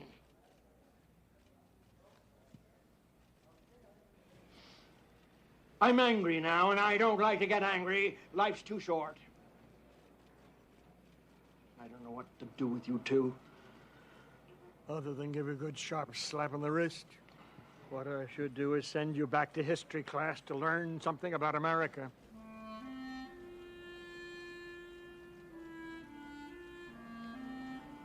I'll leave the rest of your punishment to the department. I will grant Mr. Parker's motion to suppress, which means you don't have a case. Miss Sleazebag walks.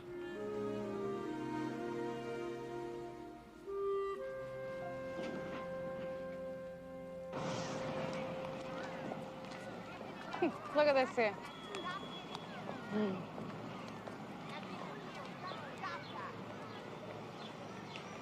I was wrong about everything. Yeah.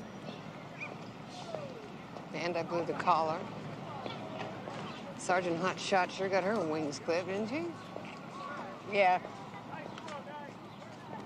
Lieutenant Johnson didn't exactly rush to our rescue. Did you expect him to? Well, yeah. I didn't expect an oral reprimand. Not from him. Chris, the man may have hinted at lying, but he didn't actually say it. He didn't entrap us.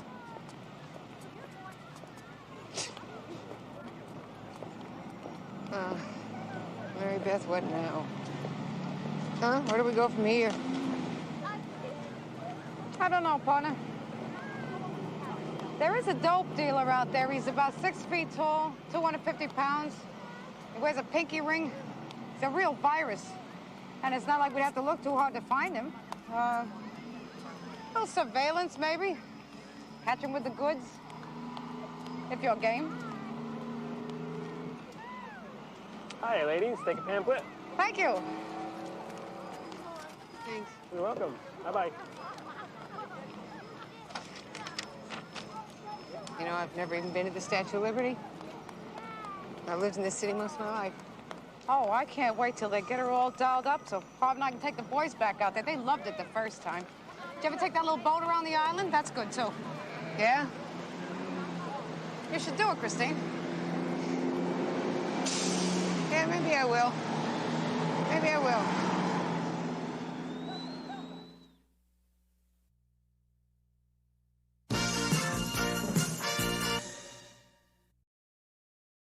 Noreen Dixon died today, Hart. Oh, the movie star. Yeah.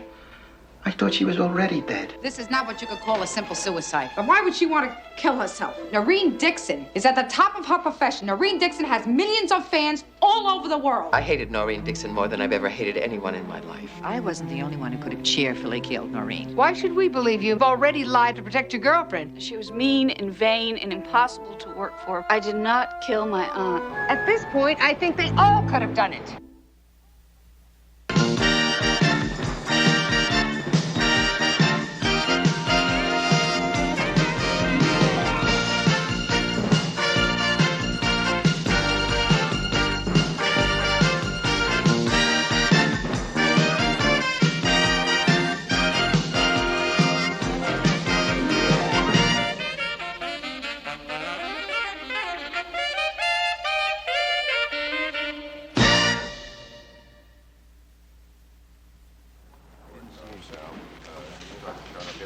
He's outside waiting in the lobby.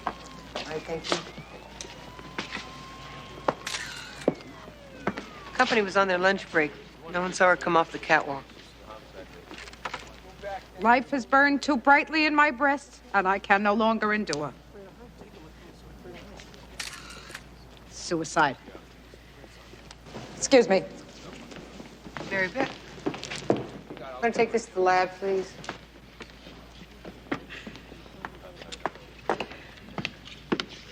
What's wrong with you? Nothing. I got something in my eye. I'm crying. No, I'm not. I got some dust or something in my eye. It's very dusty here. Mary Beth, talk to me. What is wrong? Do me a favor, Christine. Don't argue. You're right. It's very dusty in here. I can't believe it.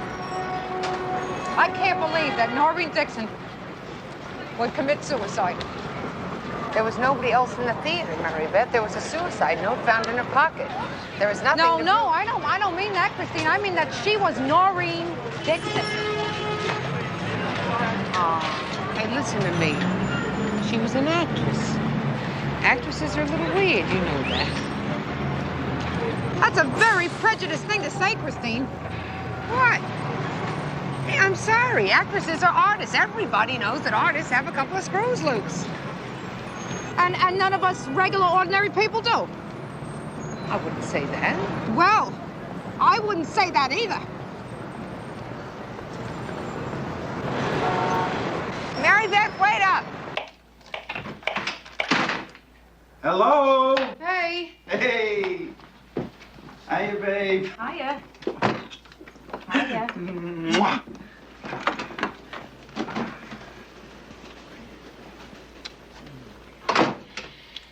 You miss me? Yeah. A lot. We're in great shape, Mary Beth. If the weather holds in Saratoga, we can start laying a foundation at the end of the month. Oh, that's wonderful, sweetheart. That's wonderful. Oh, hey, you seem a little down. Anything wrong? Noreen Dixon died today, Harv. Oh, the movie star. Yeah. I thought she was already dead. Harv? Oh, I'm sorry, Mary Beth. How did it happen? Suicide, it looks like. You know, I know it's silly, Harv. I feel like I lost an old friend. Remember her in Grand Destiny? Yeah. We saw that one on our first date. Yeah. It's a real tearjerker. The end of that movie, that's when I knew I liked you. Yeah. You were crying your eyes out, and I was kicking myself for not having a handkerchief. Oh. Yeah. I had to give you mine because you were crying, too. Oh, baby, they don't make them like they used to. Oh, man. From Here to Eternity, that was my favorite. Yeah, I'll never forget the first time I saw it. Yeah. That movie got Angela and me so worked up, we just took off for Maryland. Maryland? What, you wanted seafood? No. Well, we were, underage. Underage for what? Who is Angela?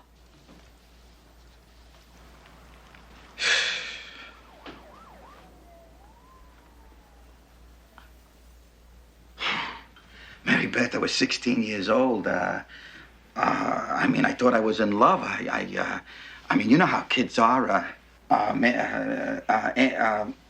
Angela, she told her parents she was going to spend the night with her girlfriend, and so we drove down to Maryland and we got. You got what? Married. Married? Sweetheart, we didn't even spend the night together. I mean, we couldn't afford a motel room, so we drove back. We were going to try and borrow my brother's apartment, but Angela's father was waiting for us at the Jersey Turnpike, and yeah, and he took us straight home, and he got the marriage annulled the next day. So you see, babe, it was nothing. Angela. The first Mrs. Harvey Lacey. Oh, Mary Beth. You better get ready for dinner, Harv. You're not mad, are you? Dinner's gonna be ready soon, Harvey, and if you're not, it gets cold. Wow, yeah, boy, sure smells good, babe.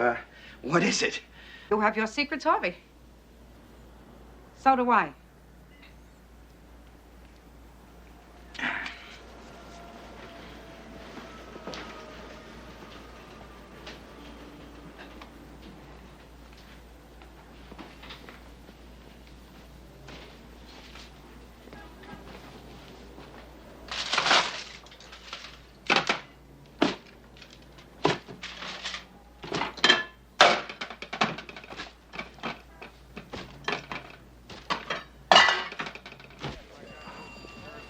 Good morning, Chris.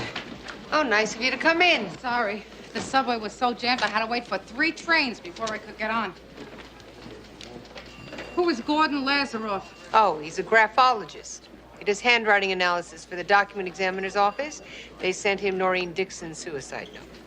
Claims he's discovered something very important. What?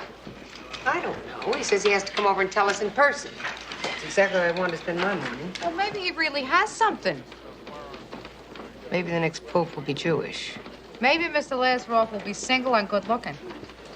Maybe the next pope will be a woman. Sergeant Cagney? Yes. I'm Gordon Lazaroff. Yes, Mr. Lazaroff. Please, won't you sit down? Oh, thanks. I'll try not to take too much of your time. Oh, we appreciate anything you can tell us, sir. You're very kind. Most of the department isn't. They think what I do is strange. Some people, even in my own office, hum the theme from the Twilight Zone when I walk by. Hard to believe. Could you tell us, please, exactly what you found in the suicide note, Mr. Lazaroff? Yes, you can see it very clearly right in this part here. Life has burnt too brightly in my breast, and I can no longer endure. Now, look at the energy in the B loops. Burnt, brightly, breast, and the way the O's are crossed. To, no. Look at the strength in those L's. Life, longer. This is not Noreen Dixon's handwriting. Oh, no, it's hers, all right. No, there's no doubt that Noreen Dixon wrote this note. So what is your point? When she wrote it, Noreen Dixon was not the least bit suicidal.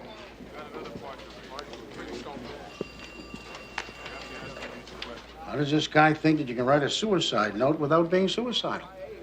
Well, sir, apparently this science of handwriting, graphology, that is, has come a long way, sir.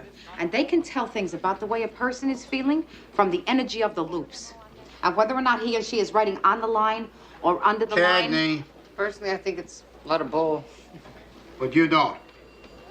Well, sir, I had a kind of feeling that maybe this wasn't a suicide. I mean, she doesn't seem to be a very likely type for suicide to me. And I thought so even before this handwriting business. Noreen Dixon is at the top of her profession. Noreen Dixon has millions of fans all over the world. But why would she want to kill herself?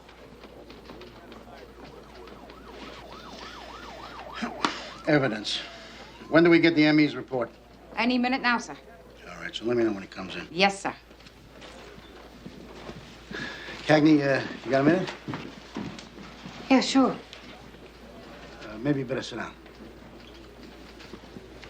You want me to close the door? Yeah, please.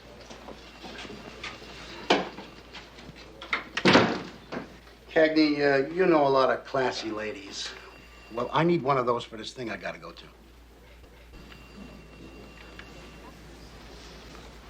You want me to find you a date? It's black tie and it's Friday night. This Friday? Yeah, it's short notice. I know that. I'm sorry. But the woman that I was going to take, turns out that she's got other plans that night. Lieutenant, I'm not even sure I'd know your type. You know, maybe... Well, she should be good looking, but not a Miss Universe. Beautiful, but not a stunner. And she should be intelligent.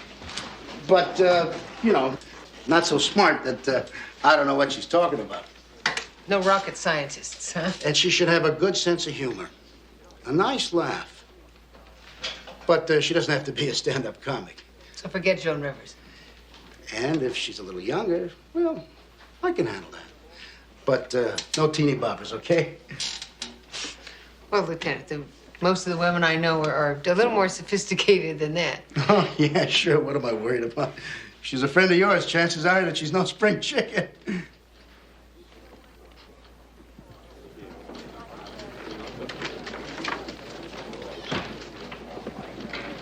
The ME's report. Yeah? Finding of the autopsy. This is not what you could call a simple suicide. And I think I could tell you who done it, too.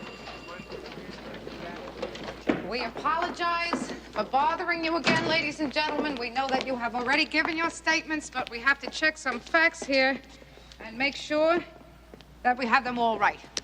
Okay, you're Iris McIntyre, the late Miss Dixon's understudy. Am I correct, ma'am? I am the producer, Jerry Thackeray. I was when we still had a play. And those rumors about her being the beast of Broadway are simply untrue. Cute. She stoops to conquer. You must be the playwright, Mr. Eric Weber, right. I was also the director. Isn't that a little unusual, Mr. Weber? For a playwright to direct his own play? Noreen insisted. That way she thought she could really direct the play herself. Cute. So, you must be Iris Redford, Miss Dixon's secretary. No. I was her understudy. Jean McIntyre. Oh, gee, I got you all mixed up. So, you must be Iris Redfern. Yes. Miss Dixon's secretary. That's right.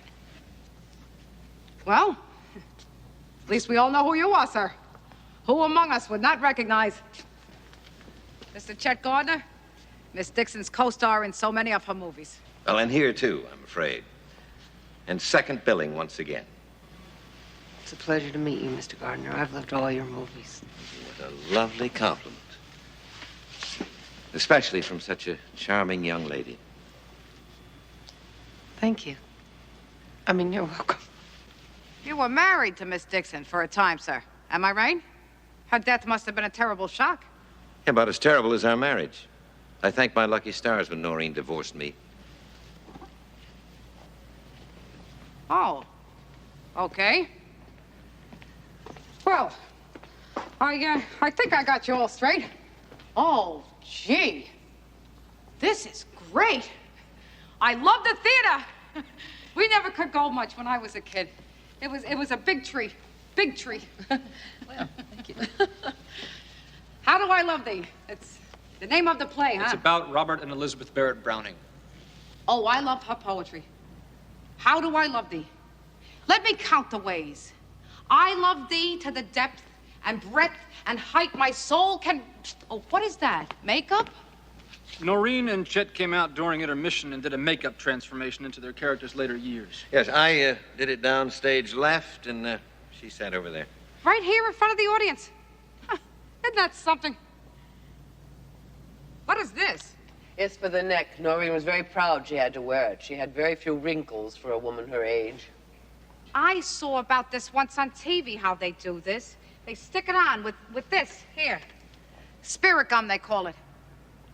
That's got kind of a strong smell, huh? You take this, you put it on the rubber thing, and then you stick the rubber thing on your neck. Detective, I wouldn't put that on. I'll be very careful. You may have an allergy to spirit gum. A lot of people do. Thanks, I can't afford allergies. Detective, please don't. Why not, Miss McIntyre? Because you know it's dangerous to put this spirit gum on one's neck? That spirit gum has traces of synthetic arsenic in it, which you've been using to poison Noreen Dixon. What?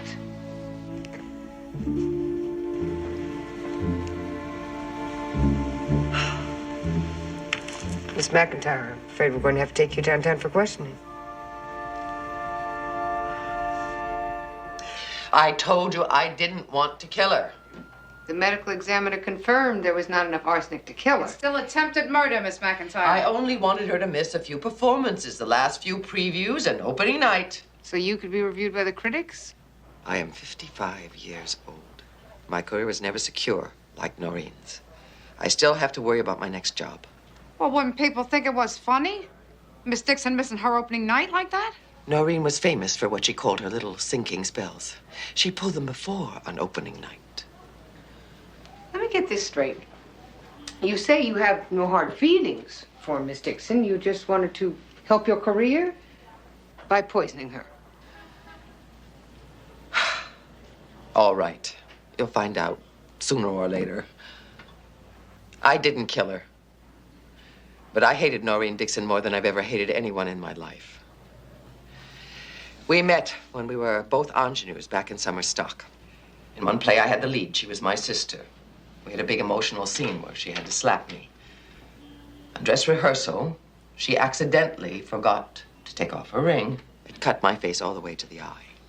I went to the hospital, and Noreen went on in my place.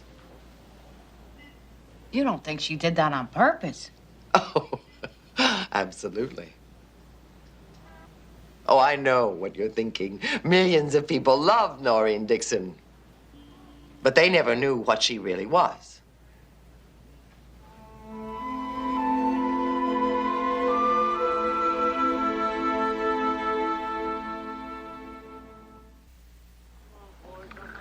Okay, so the understudy has an airtight for the time of death.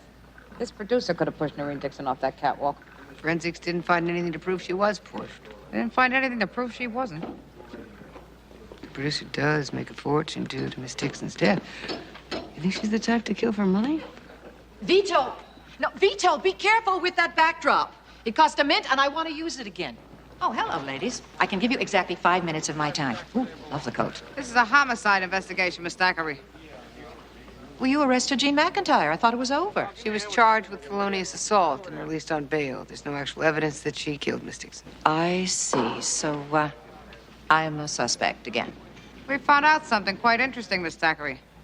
You had trouble insuring this production, did you? Every company in town knows about Noreen Dixon's reputation. Apparently, you had to settle for a policy with a special clause in it. You weren't covered if she got sick. The only way you could cash in on your play, if it failed to open, was if Miss Dixon died. In case you've forgotten, I accounted for my whereabouts at the time of Noreen's death. Yes. In your original statement, you said you went to Sardi's to have lunch with your accountant. And he confirmed it. The waiter said that you were gone from the table when the salad was served. And the stage doorman remembers you're coming back here. Well, I'd forgotten my appointment book. That's why I came back. Uh-huh. Did you see Noreen Dixon when you came back? No, but, well, I could hear her going over her lines in the orchestra pit. I knew better than to bother her. What's that? Well, Noreen had a tendency to, scream at people. You didn't like her very much, did you? Our relationship was a legend in show business. Everybody knew we loathed each other.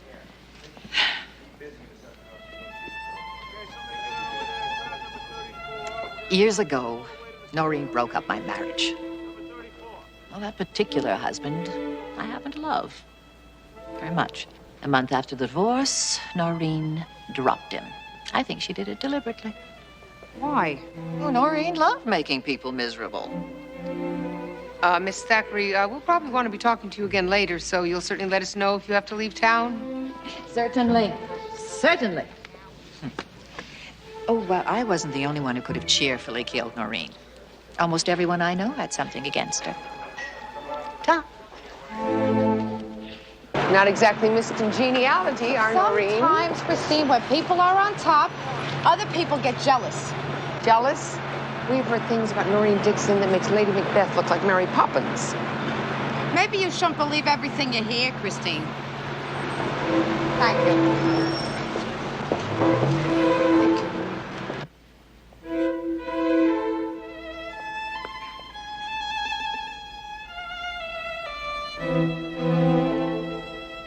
I played this part in college. A saint. Interesting casting. I was very good. The director was kind of a jerk, but I played all 10 performances. It was my last playing at acting, however. I feel kind of funny going through her belongings, Christine. She'll forgive you, Mary Beth, especially if we find out which one of her friends bumped her off.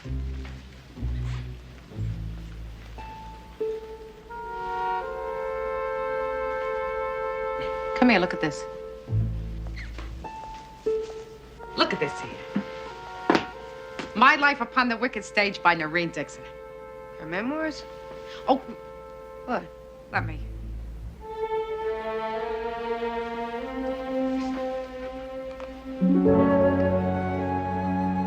So where are they?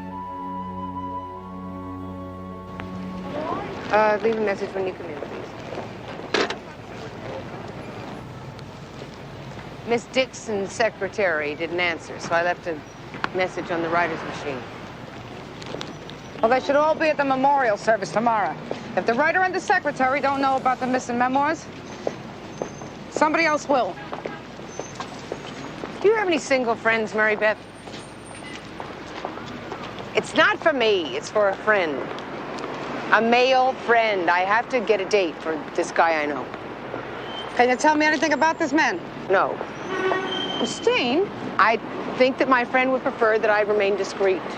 You're asking me to blindly set this fellow up on a blind date? You don't want to help me? You don't have to help me. I would like to help you, Christine. You're not giving me much to go on here. I've called everybody I know. Laura Carter's getting engaged. Nikki Levine just moved back in with her ex-husband, and Julia Barker gave up men for Lent. I'll tell you, women friends, they're a dying breed. Sure, for somebody who spends their time only with men.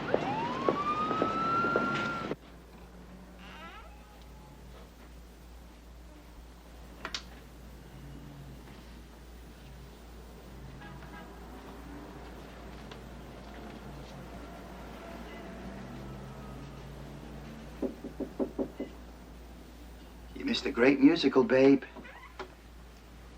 I was not in the mood for Nelson Eddy and Jeanette MacDonald. You're not gonna wear that stuff to bed. This is deep cleansing, Harvey. I can't get deep cleansing in 5 minutes. Directions said overnight. About as long as your first marriage. Mary Beth, I don't know what you want The from me. truth would have been nice. I told you the truth. By accident, after 17 years, you think you know a person. Babe, it never occurred to me to tell you. Sure, I'm only the second wife. Damn it, Mary Beth, that didn't mean anything. We were married less than a total of 24 hours. And then it completely slipped your mind. Okay, you want to know what it was? It was sex. Not in front of the baby, Harvey. That's what it was. We wanted to do it, but we'd have felt too guilty if we weren't married. You're supposed to be making me feel better. Damn it, Mary Beth, we didn't get near a bed. The father caught us before we did anything more than kiss. Poetic justice.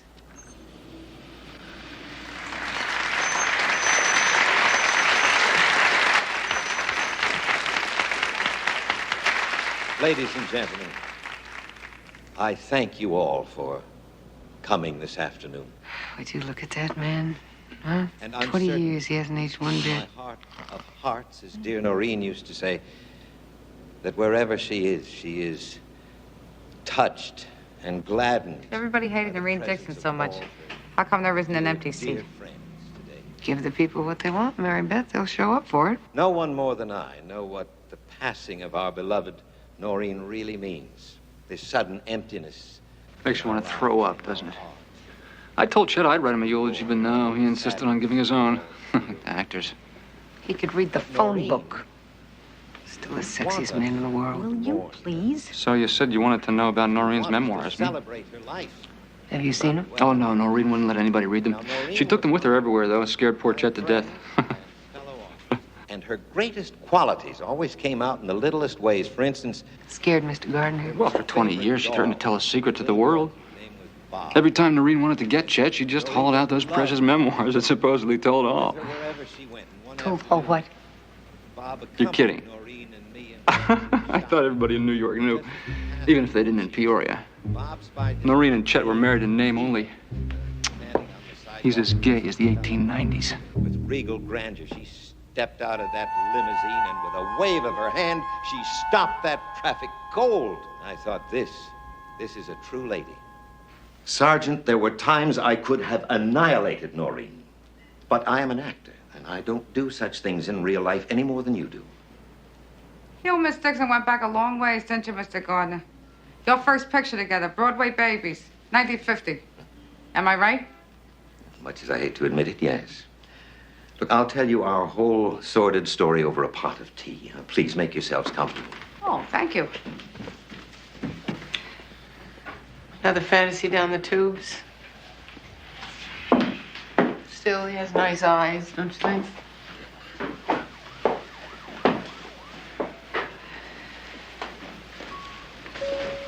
Hey, Mary Beth, look at this. Come here. Oh, Come here. this is another secret. I'm not so sure I want to know. Remember when Chet Gardner said he didn't steal Noreen's memoirs? Yes. How do you think he's going to explain that? My Life Upon the Wicked Stage by Noreen Dixon. That's kind of coincidental, isn't it, Christine? It's like something out of an Agatha Christie book.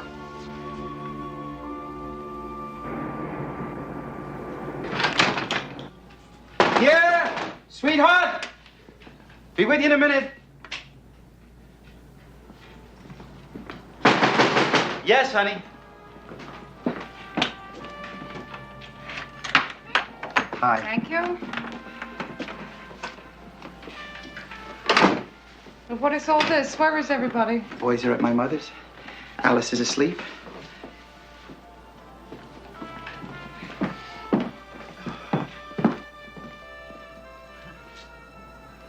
It's for you, babe.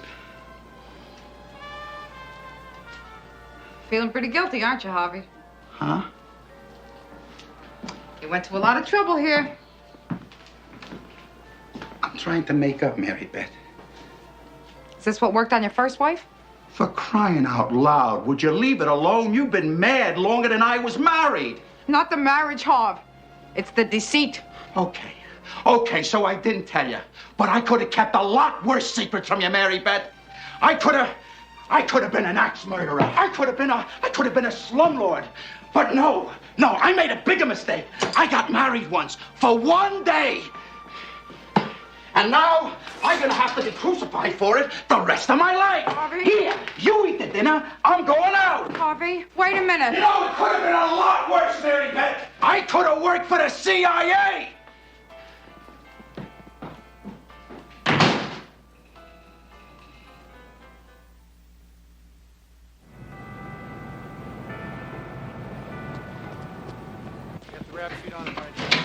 Cagney. Good morning, Lieutenant. Tell me what's going on. Beg your pardon? My date. Have you found her yet? Lieutenant, you know, if you'd just given me more notice, Oh, yeah, I understand. I tried. Oh, yeah, sure. No, I understand. Thanks. Maybe I should talk to his Becky. The other day I overheard him raving about some female musician friend of his, Cheryl Carey. Sherry Carey? Yeah, you know her? She's a stripper who plays the accordion, Lieutenant. Wouldn't make the right impression. What is this event you're supposed to go to, anyway? Well, it's sort of a celebration, you know? My son, my kid, David, he's managed to put together enough money to buy into a restaurant. Why did you take Thelma? Cagney, remember I told you about this woman that I wanted to take, but she had other plans? That was Thelma. She's going already with an airline pilot that she's been dating. Thin and tall, with a lot of hair. Certainly not my type. Didn't used to be Thelma's. Lieutenant, I do know somebody who'd fit the bill. Oh, yeah? She's a workaholic. I can relate to that. She's fun. I got nothing against fun once in a while. Is it a problem if she works in the department? Hell no. No. What precinct is she in? 14th. Serious? Every now and then. That's just great. Cocktails start at 6 o'clock. And then a buffet dinner after that. I'll pick you up, okay? Okay. Cagney, you know, you don't have to do this. Yeah, I know.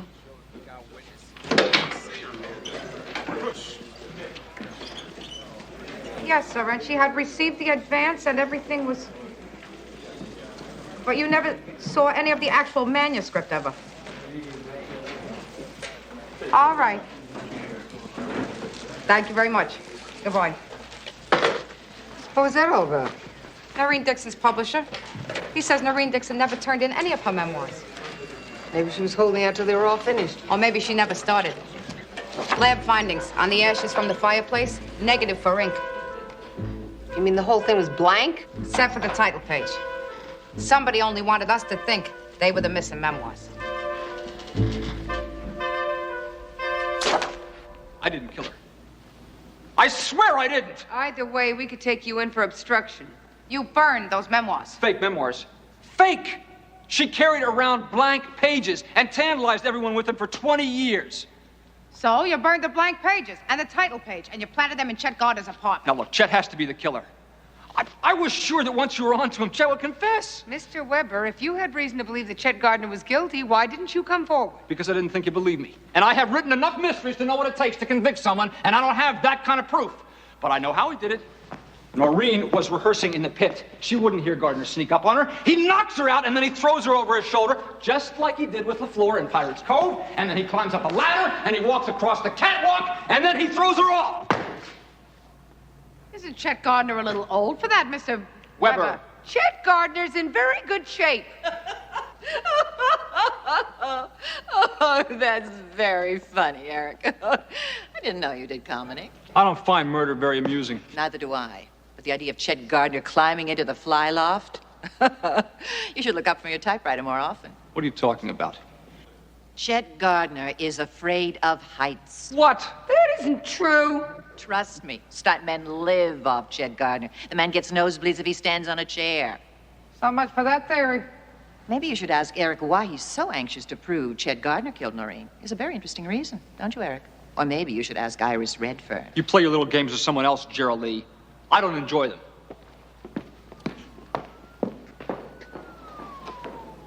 You care to explain what you just said, Miss Thackeray?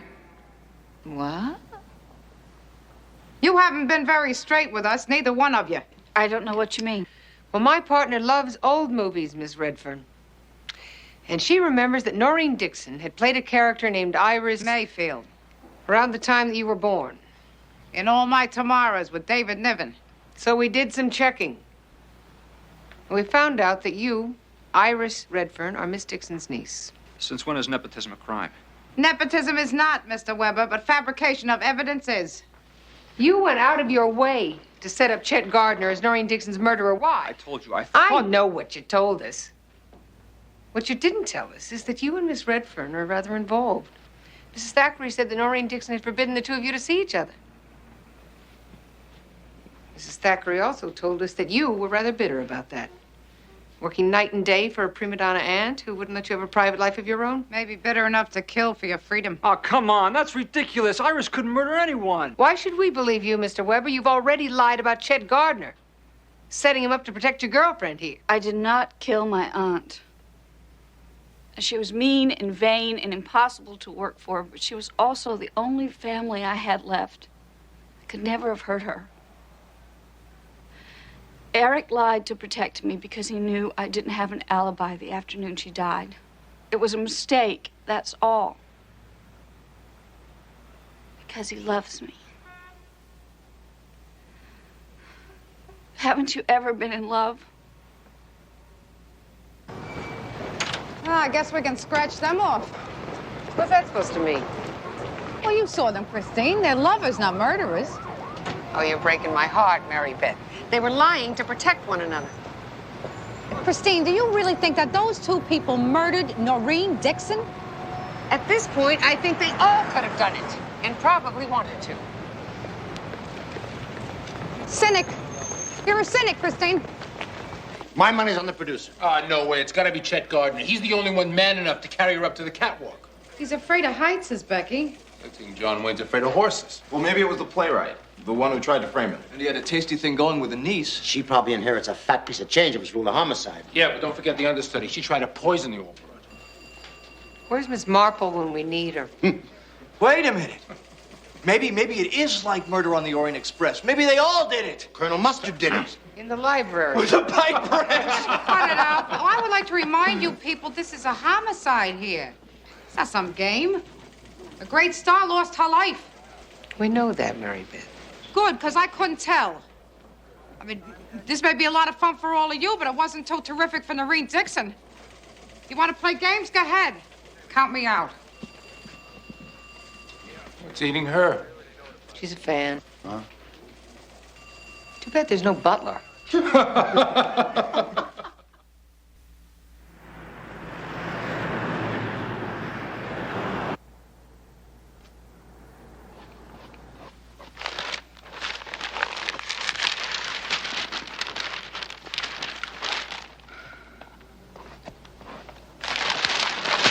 we going to work this out or what?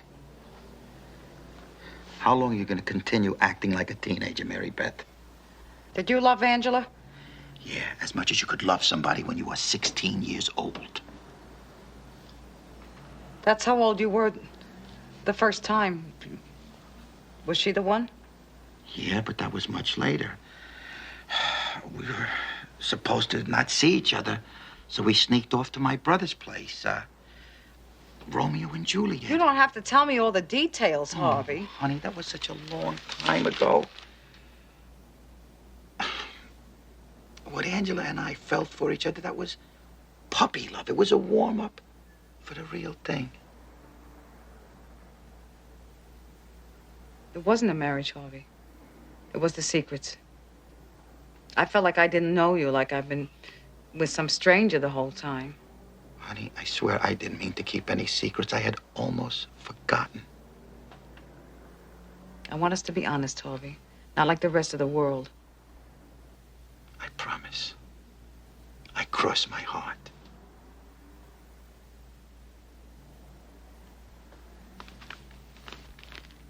So this Angela, was she pretty? We're being honest here, Harvey. How honest? Never mind.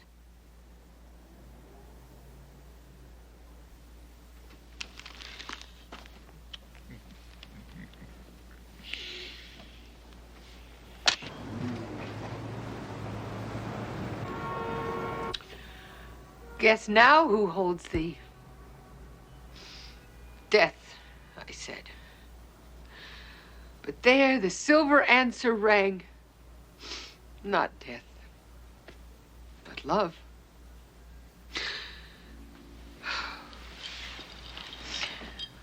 I love thee with the love I seem to lose with my lost saints. I love thee with the breath, smiles, tears of all my life.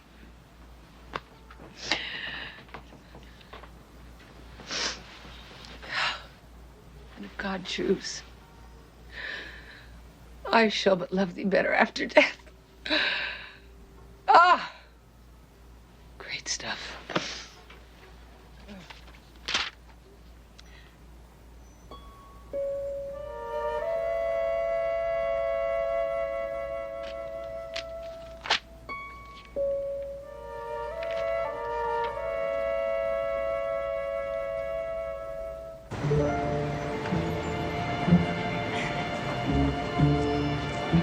Morning, Christine. What's going on? I read the play. Yeah, we both read the play. There was nothing in it. I read Noreen Dixon's copy. It was very illuminating. Come with me.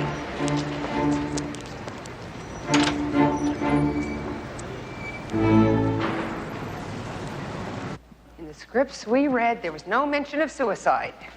Elizabeth Barrett Browning didn't commit suicide. I knew it, but Noreen Dixon thought she should have. And in her version of the play, she tore out the last scene and rewrote a whole new one. The only thing missing is the last speech. The suicide note. Exactly. That's why she wasn't suicidal when she wrote it. These are just words her character was supposed to say. I told you actresses are weird. You think the rest of them know about the note? Theater's a small world. So, what now? We can't even prove it's murder. Never mind who did it. I want to look at the catwalk up there. See if forensics missed anything.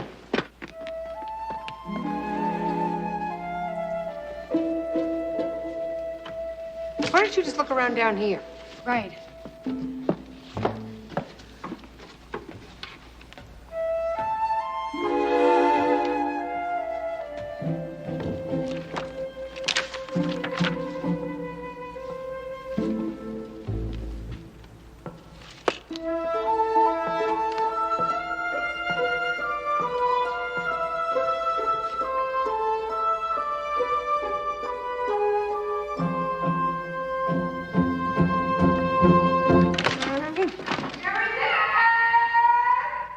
Help! Christine, what are you doing down there? Here, Mary Beth! Where? I can't see you. Christine, what are you doing? Peter Pan. Your voices come from the orchestra pit. I'll explain it later, okay? Just get me down from here. Sure, Chris. Hang on, okay?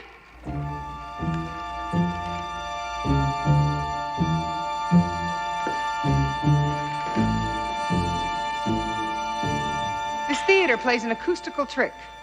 You all thought that Miss Dixon did her rehearsing in the orchestra pit during her lunch hour because it seemed as though her voice were coming from there. But in reality, she was on the catwalk every day. But it sounded as though her voice were coming from the pit. On the day she died, Noreen Dixon was up there, as usual. She was rehearsing a very emotional scene. A scene she was hoping Mr. Weber might put in his play. Which you were all aware of. Unfortunately, Miss Dixon got a little carried away with what she was doing, and she leaned her weight against a faulty gate in the railing. The gate swung open.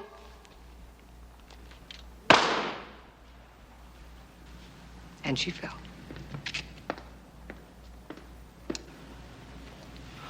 So it wasn't murder. It was an accident. It was death by overacting.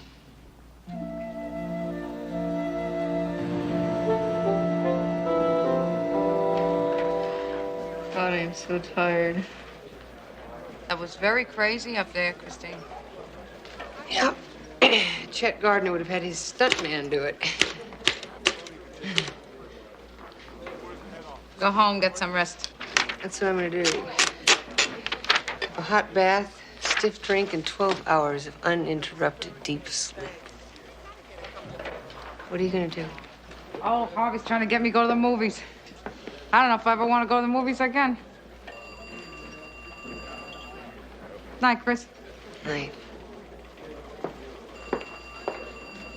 Oh, Lieutenant, you look like $1 million. Thank you. Have a lovely time, sir. Thank you, Lacey. Good night. Good night.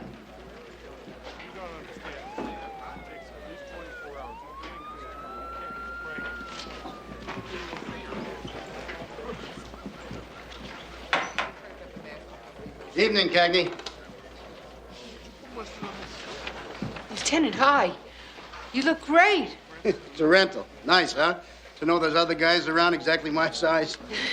Yeah, I was just on my way home to get Cagney. dressed. All I need is 45 minutes Cagney, tops. please, listen. Well, you said, what, cocktails aren't until 6 o'clock, right? Cagney, I hope you understand, but I changed my mind. I thought, it would be better if I would hack this on my own. No, you're just saying that because I look tired. You give me a couple cups of coffee and I'll dance all night. I thought I told you, though, that dragging somebody else to this doesn't make any sense. Well, I should impress Thelma. Thelma's going to be impressed tonight by our son. You sure? Yeah. Now, why don't you get out of here, huh? Go on home, get some sleep. All right, I will. I was just going to sign this DD-5 that you were waiting for. Good. Have a good time, Lieutenant. Oh, thanks. I intend to. Great.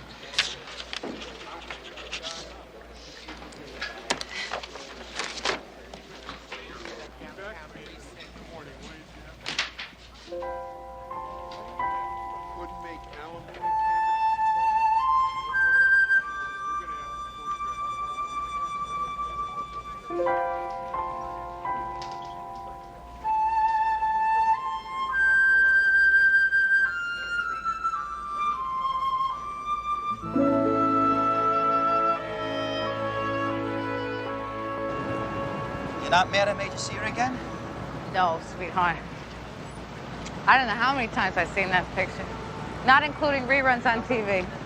And every time my heart breaks. As long as you had a good time, babe. Why is that? What?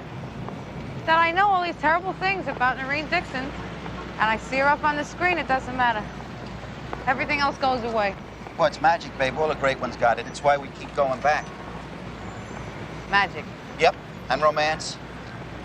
In fact, I've been thinking about that all day long. Lacey? Mrs. Lacey! Oh, honey. Madame? Perfect timing, Jimmy.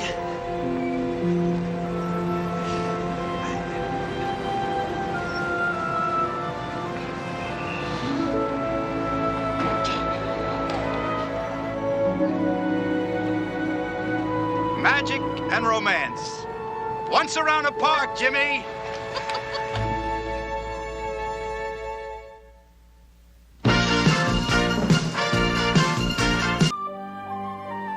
What do you want me to say? Did I like it that you went out with him? Taking any notes here. Something is wrong with Christine. I've got a scotch in my hand. I'll be damned if I'll apologize to you or anybody for that.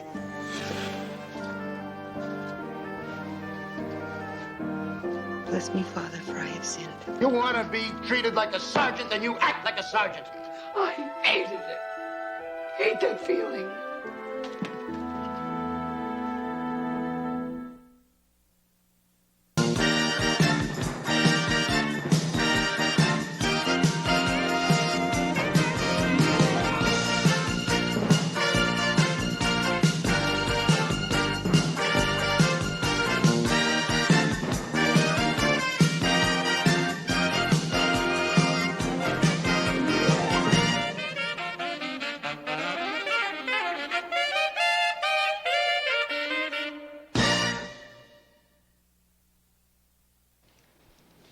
So what did old Tiffany do, run off with the quarterback?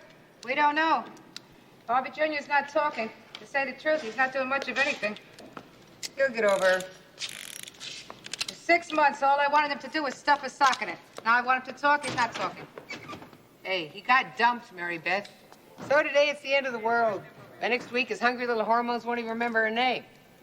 He's so hurt. Trust me on this one. Huh? I know what I'm talking about here. A little rejection is good for the soul. Time heals all wounds. A rolling teenager gathers no moss.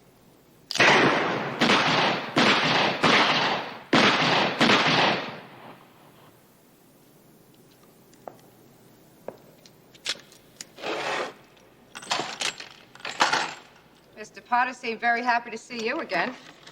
Nice shooting, Mary Beth. The man in the elevator today. Gorgeous, terrific sense of humor, and perfect teeth.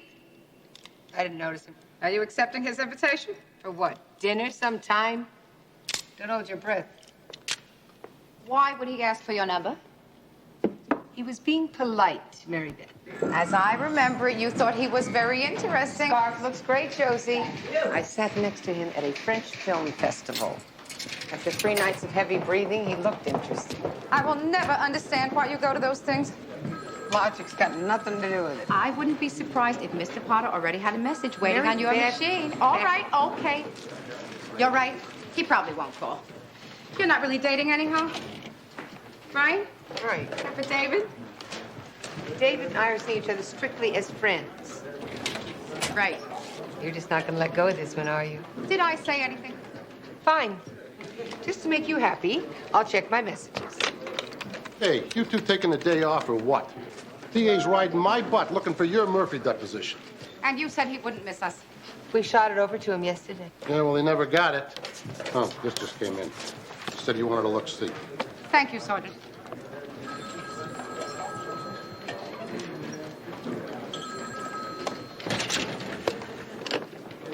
And how is Mr. Potter? I'll be sure and ask. What's that?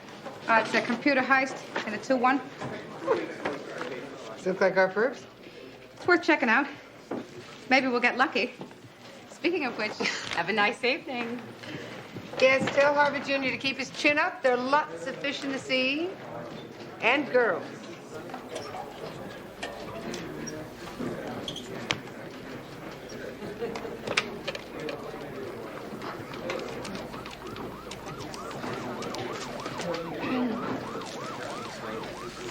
Hello? Yes, Brad Potter, please. It's lucky the ref didn't toss him out. Are you kidding? The team gave him the game ball, autograph. Your old man sounds like he was a hell of a guy. Yeah, I thought he was. Pop sure loves the Knicks. My father still thinks the Knicks are something you play tennis in. You know, it just so happens that I have 2 tickets for Friday's game. Against Boston? Courtside. How are you with the refs? Oh, I'm merciless. Good. You got a date. Taxi! Chris, that's okay. I'll take you home. My car's just around the corner. Come on.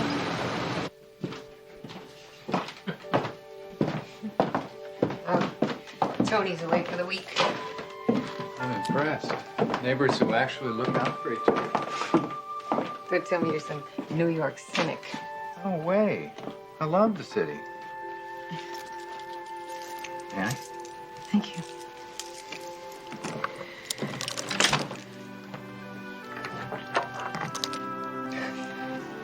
I had a nice time, Brad. Is there any chance that I might charm my way in for a drink? Not tonight, I'm sorry. I just like to take this kind of slow. Slow it is. Thanks. Till Friday. Okay, Friday. Night, Chris. Night.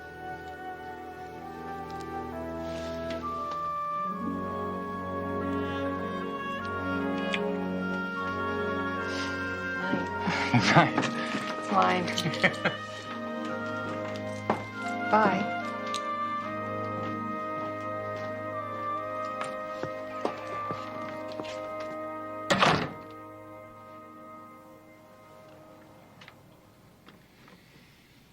He's awake in there, Harvey.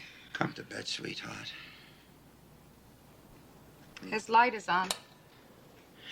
I guess he's awake then. It's hard to sleep with the light on. Harv, I think we have to try and talk with him again. Enjoy the quiet while it lasts, babe. Mary Beth, I have talked to his door until I am blue in the face. He'll come to us when he's ready. What if he doesn't? Then maybe you'll float away.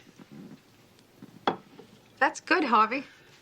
Our son is lying in there with a broken heart, listening to music about suicide, and you're making jokes. That's good. Dead and gone, Harvey. What kind of a name is that? I hate that music, Harv. Everybody's got to handle it their own way, Mary Beth. Me, I bought hair dye. Hair dye. Sure, Jenny Langostini wouldn't go to the prom unless I had a mustache. You dyed your upper lip. No, I already had a mustache. You just couldn't see it unless the light was right. So did this Langostini. Did she decide to go with you? No, I was allergic to the dye, so my lip had swelled up big for a week, and I had to wear a Band-Aid. Well, she didn't know what she was missing. Do you like my mustache? I love all your hair.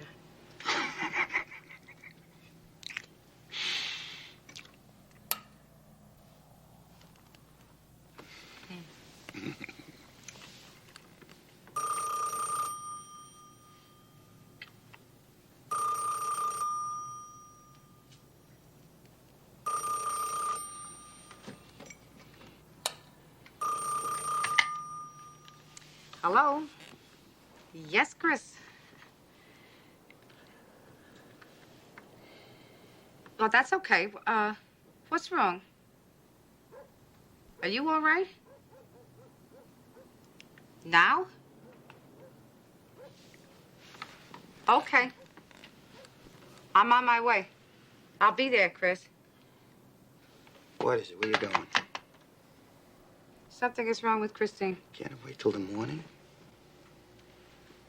I have to go, Horf.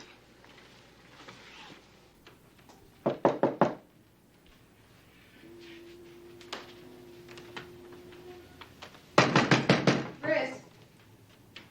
Yeah.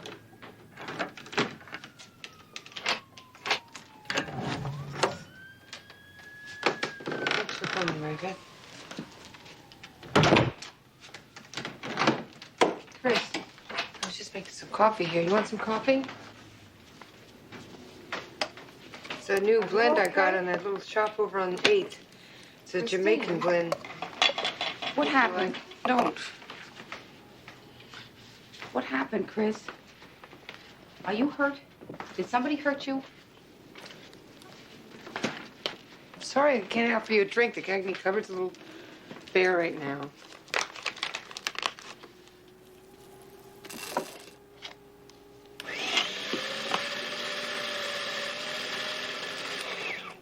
He said his car battery died. Oh.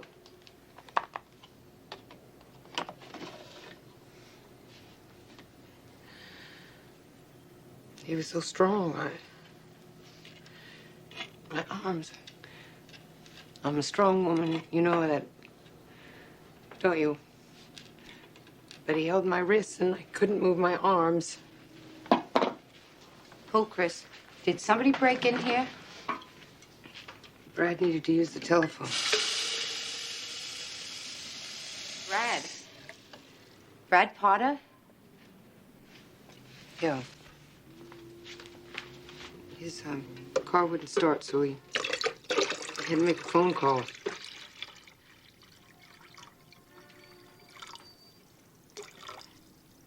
And he raped me.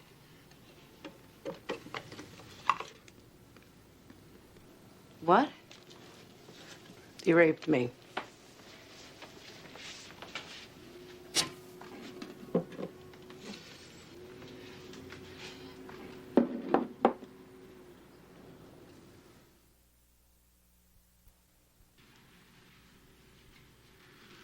Just one more swab for the slide. Relax now, please. Relax. Drop your knees a little, okay?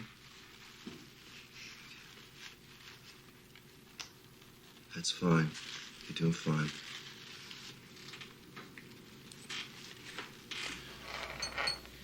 Okay, Miss Cagney, another quick look around, make sure everything's all clear. Please, open a little. Thank you.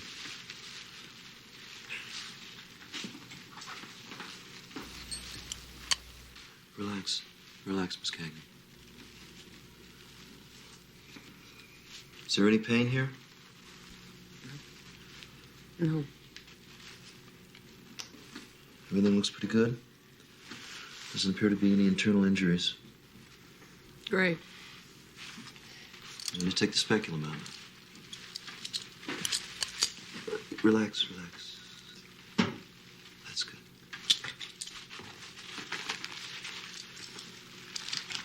I want to do a pubic combing for evidence, and then we'll be finished.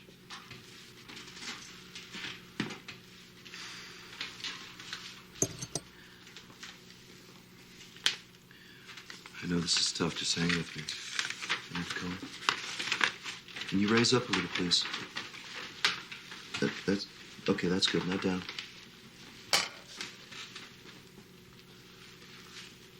I need a little more room. Thank you.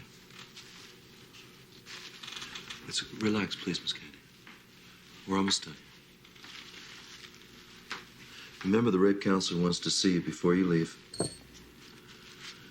I'll check back and we can discuss the test for VD, AIDS. We'll need to keep your clothes. Did you bring a change? I'm sorry, what? Do you have any other clothing? Yes, my friend.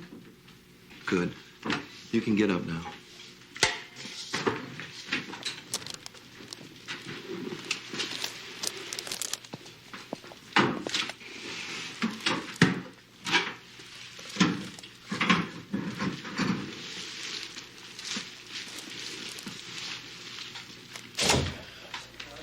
Looks like you're going to be just fine.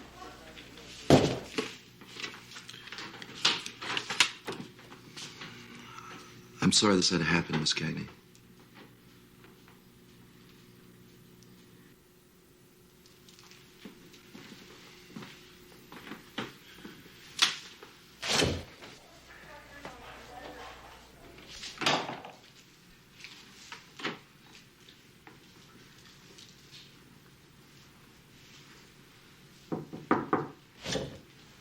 Christine.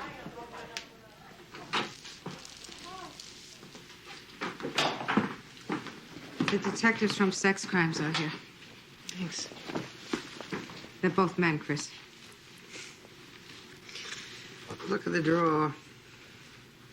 Well, you could request a woman if that would be better for you. No, I don't want anything that's some extra special treatment. Oh, that makes it worse.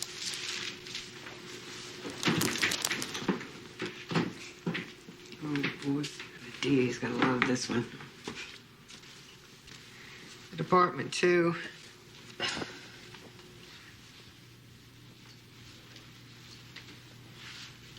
What am I doing here, Mary Beth? You're taking care of yourself. No scratches and no bruises. Hell, the doctor said I'm gonna be just fine. You don't have to have bruises. Well, a couple of sore wrists and a little semen don't add up to much. You were raped, Christine.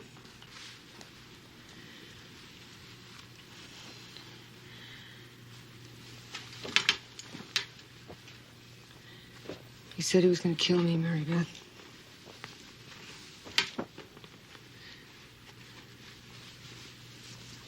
He grabbed me and he shoved me against the wall.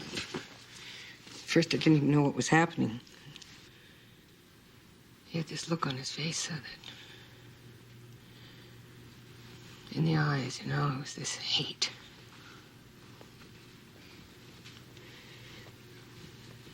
I'm gonna kill you, bitch, if you don't do everything I tell you to. That's what he said.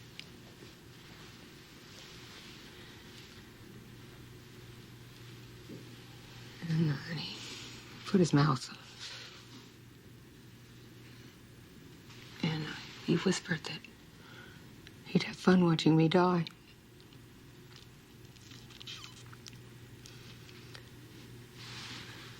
So I let him drag me to the bed. And I let him do whatever he wanted.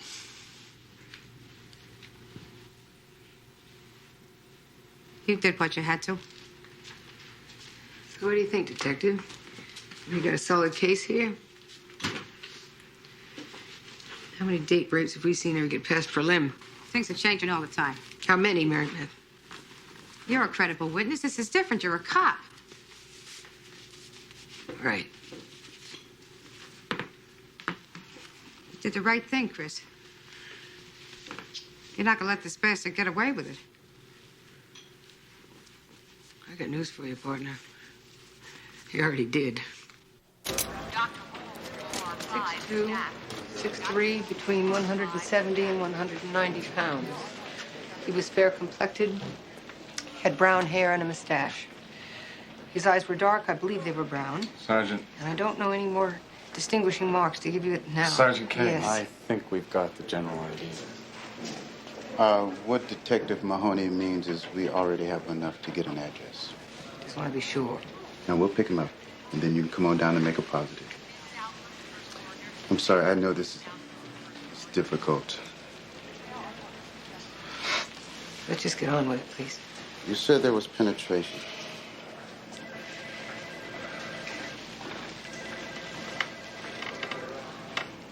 I beg your pardon? You said there was penetration. Yes. Did he sodomize you? No. Did he force you into oral corporate? No. Did he display any weapon? I told you that he threatened me. You said he would have fun watching you die. That is correct. That was the threat. Well, what do you think? That was one of them. But he never showed a gun or knife, no weapon. He didn't have to. Have you had sex with any other men in the last 72 hours? No. Well, when was the last time you had sexual relations with this man? I never had sex with this man. Are you taking any notes here? I'm just trying to get your story straight. I think she's giving it straight. Only I'm still confused. The sergeant said she let him kiss her. Was there anything leading or suggestive in this kiss?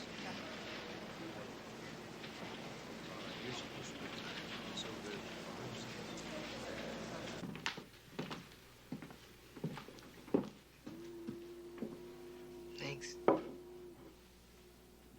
Feeling any better? I couldn't find your sheets. Where are they? I'll make up your bed. No, I'll get it later. Harvey would like this coffee.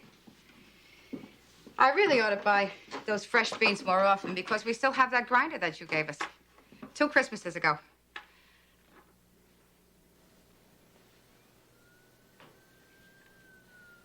I'm taking reports 19 years. I'm talking to women. How come I don't know what to say now? Chris, I would do anything to make it so this never happened. Mary Beth, really, I'm all right. I just need to get a little sleep, that's all. I wish you'd come back to Queens. Stay the rest of the night. I just can't talk about it anymore right now. And you should get on to Harvey. Harv could take care of himself right now. Well, so can I. Oh, gee, Chris. Invite me over. I can sleep on the couch. Mary Beth, listen to me. I know you're trying to help me, but this is my home. I have to learn to be safe here by myself.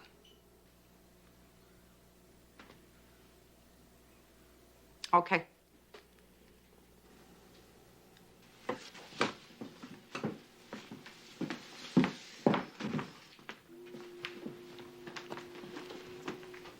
And I don't want to catch you pulling guard duty at my front door. Mary Beth?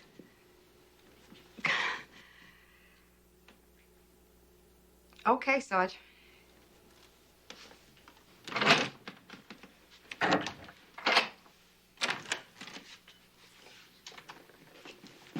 And I appreciate everything you did. I haven't done anything. Yeah, you did. Whatever you need, call me. Whatever time, I don't care. Promise.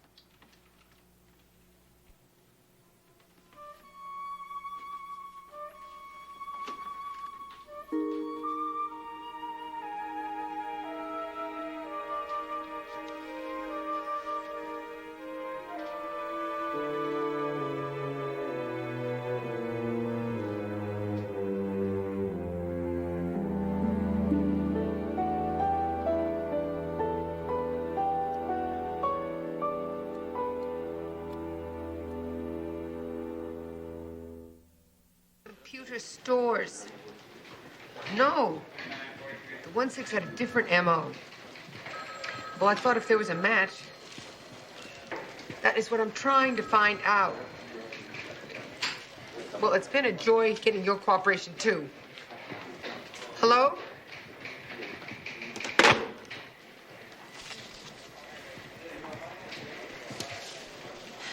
What can I do for you? I just wanted to say, you know what kind of cop I think you are. Ever in my thoughts. I think you're one of the best.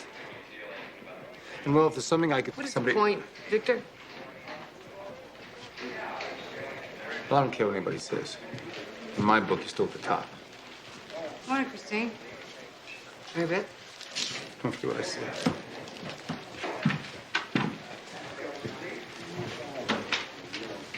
What Victor want? Nothing.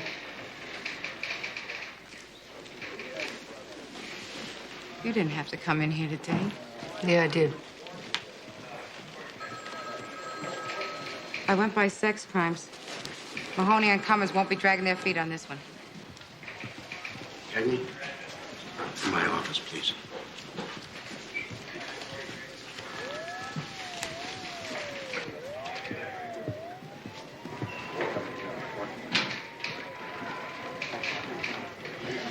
Sit down, Cagney. I'll stand, thanks. How you doing? Fine, Lieutenant. No, I mean, how you feeling? I just got the 49 now.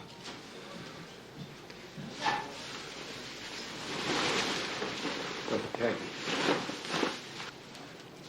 I think I know what you're trying to prove. I'm not trying to prove anything. I reported a crime. Wait, hold on a minute. I know what I'm talking about. What I'm talking about is, what the hell are you even doing here? A woman has a thing like this happen to her, she should take some time off. I would rather be working. We have a lead on the computer heist, and I'd like to... Lacey will handle the case. Look, Lieutenant, just don't do this to me, all right? It's gonna be hard enough with those people out there thinking I can't hack it. I don't need you pulling the plug on me. Cagney, please. I want to work.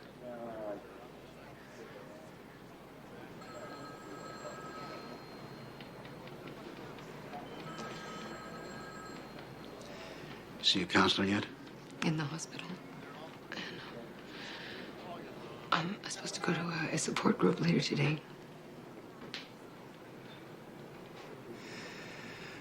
All right, Cagney. Okay. But I want you to listen to me, and I want you to listen good. I don't want you within 10 miles of that scum.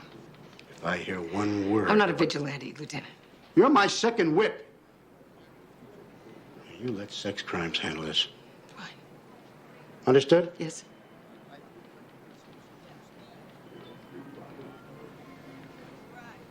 They pick him up yet? No. I'm sorry as hell about this, Cagney. Will that be all, Lieutenant? I guess you couldn't get to a gun, huh? It was in my dresser, where I always keep it.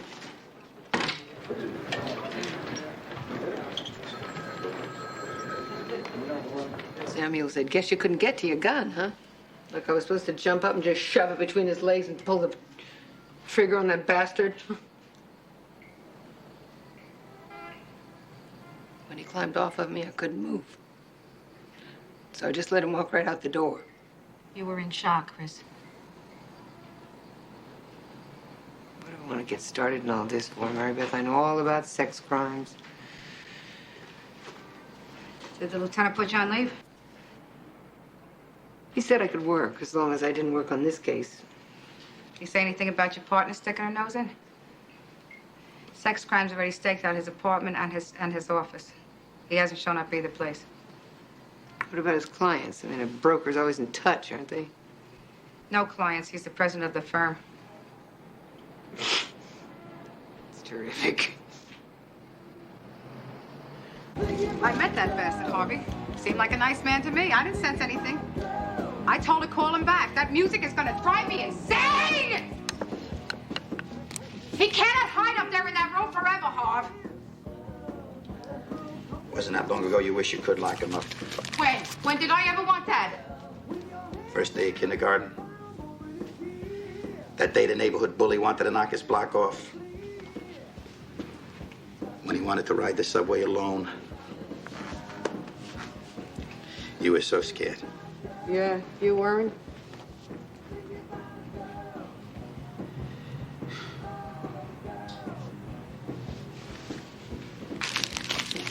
Harvey, promise me that we'll finish this job, okay, tomorrow, because I don't want these brushes sticking up my food all week.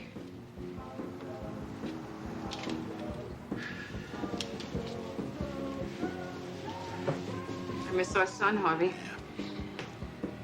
He used to come to us. He used to let us help him. I miss him too, Mary Beth. And I kept going over and over in my mind.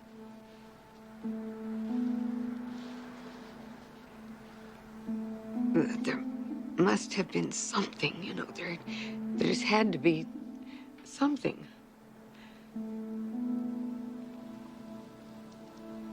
I don't know what I missed.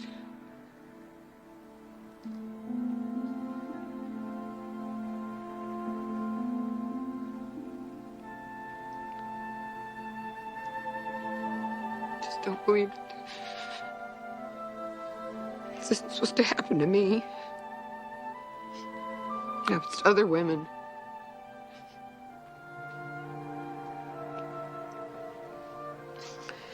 Like, Sarah, there was this woman I knew named Sarah. She was a cop and she got raped. And I, said to her once that I understood what she'd gone through.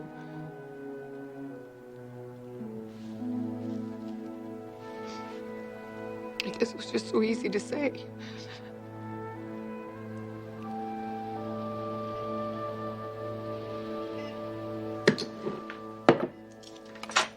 Why didn't you call me? I needed some time.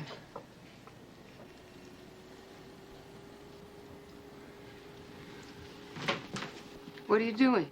You shouldn't be staying here. Wait a minute. You stay with me for a while. No, David. And I should stay here with you. David, no. I can handle this myself, please. You can't even sleep in your own bed.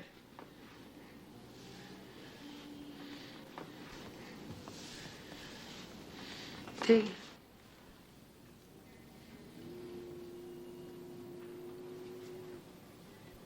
We had dinner together. It was a date. There's no need to explain. I let him see me home. It doesn't matter. David, don't do this. Please don't act like this. I kissed him. Well, damn it, say it. Say something. What do you want me to say? Did I like it that you go out with him?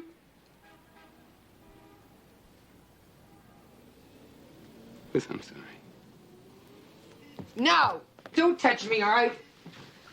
Get away from me. All I care about is you, Chris. Thank God you're not hurt. I was raped. I am hurt.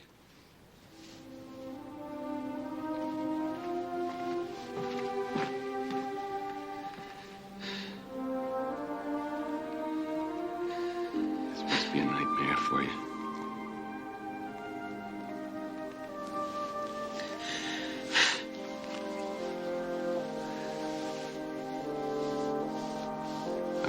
to stay here with you if it would help.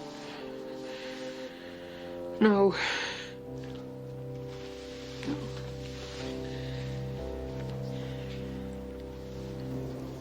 Bless me, Father, for I have sinned.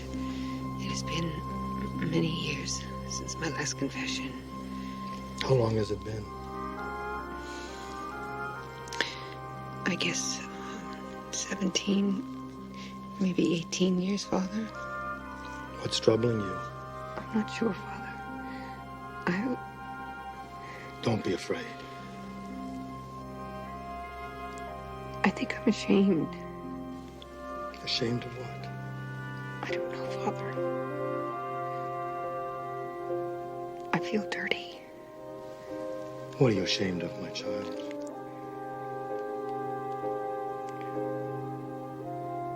I was raped, Father. Do you feel responsible?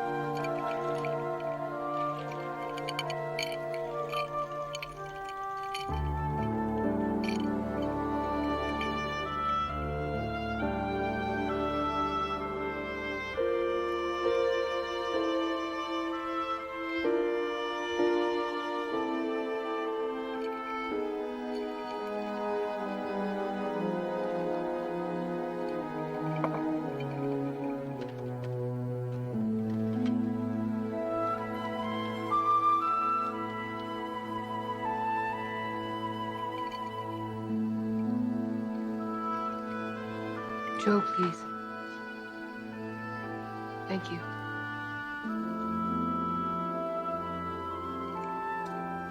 Hello, Joe. It's Christine. I'm in trouble. I got a scotch in my hand. No, not yet. Well, then I need to talk.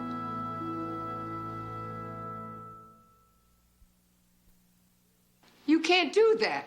It's already done, Cagney. You concentrate on your other cases. With due respect, sir, we're finally putting together a profile that could lead us to an identification. Doesn't matter. It's too late. Too late according to whom? These computer hits are catching the attention of the brass. And Nelman thinks... Nelman? Inspector Nelman thinks that you may be a little... Little what? Preoccupied, and he feels a fresh perspective on this. Oh, get off it, Lieutenant. This is all a bunch of bull. You want to be treated like a sergeant, Cagney? Then you act like a sergeant. Look, I know that the two of you could have made this collar. You're doing such good, solid work. But that's not the point. Exactly. What is the point, sir? Orders are orders. And that's the way it is. Turn over your casework to Becky and Jordan. Place you over a second. Sir? How's she holding up? You want my truthful opinion, sir? Well, what is this? I'm asking you, aren't I? I think under the circumstances, Sergeant Cagney is doing remarkably well. No thanks to the department, sir. Hey, go on, get out of here. Yes, sir. Ones, including the serial numbers and the stolen merchandise, forensics reports, and last but certainly not least, the 5s to the 2-1. It's grand larceny, Victor, so don't screw it up. I didn't ask for this, Cagney. I swear to you, you just dropped it on our laps. What'd you want me to do? I can find everything in order. Look, you and Lacey did all the legwork. Why don't you take Back the... off, Victor, please. I said you could take the assist. Get away from me. Listen, just take the assist. Leave me alone. Oh. Cagney, wait. You can share a collar. What's your pity? Nobody blames you. Let's get something straight, Victor. I was raped. I did not ask to be raped. I did not enjoy being raped. I was raped. That is sex against my will. My will. Or maybe the word that's bothering you is submission. Well, for those of you who haven't caught the rumors yet, I did submit. Because I wanted to stay alive. And I thought he would kill me. And I'll be damned if I'm gonna apologize to you or anybody else for that. So if there's any problem or any of you think I can't handle it out on the streets, I want you to say it right now. To my face.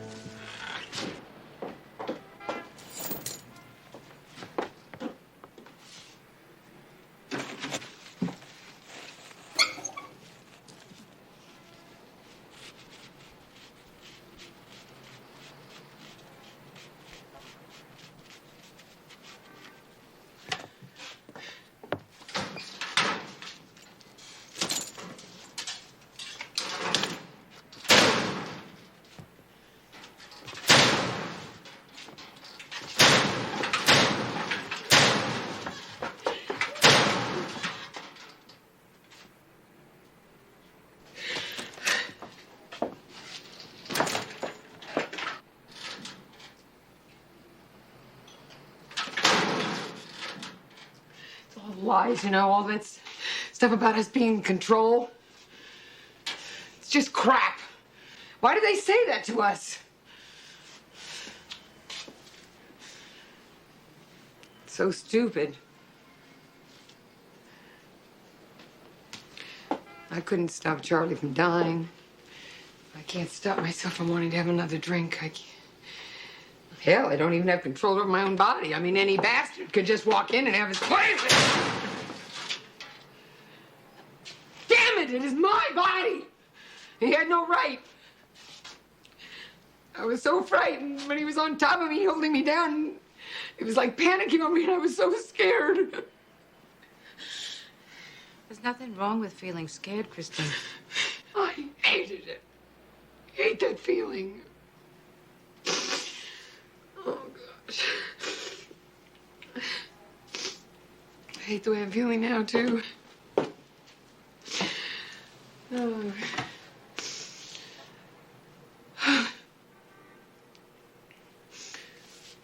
The new me, Mary Beth.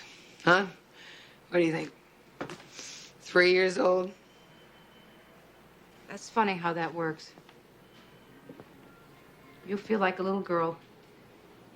What I see is a woman of great courage. This was never your fault, Christine.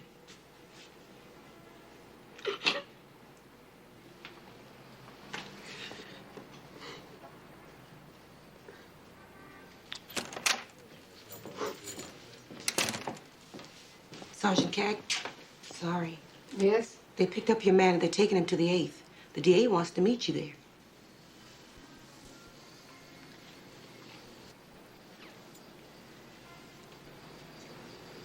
Thank you, Detective.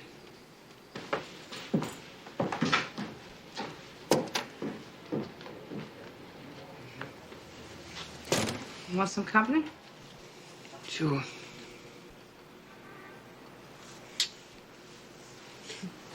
Call that a fashion statement.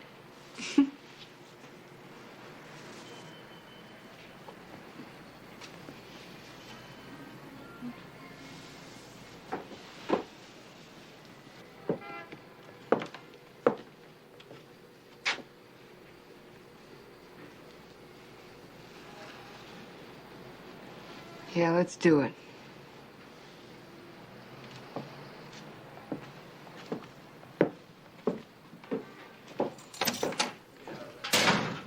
attorney advised him against it, but he waived his right to a lineup, says he just wants to talk to you. I'll bet he does. I picked him up this morning coming into his office. Quincy took a day off to visit his parents. Nice touch. You don't buy that alibi about being with his family. There's nothing to buy, Sergeant. He doesn't deny having sex with you. I'll be right here. Chris, it's about time. Has your client been advised that this meeting is being recorded? He has been so advised. They picked me up for rape. That is the complaint. Come on, Chris, rape. Tell him, will you? This isn't a very funny joke. It isn't meant to be funny. Oh, my God. You are serious. I've heard of this kind of thing happening. I think it's wisest for Mr. Paxton and myself to meet privately for a few moments. No.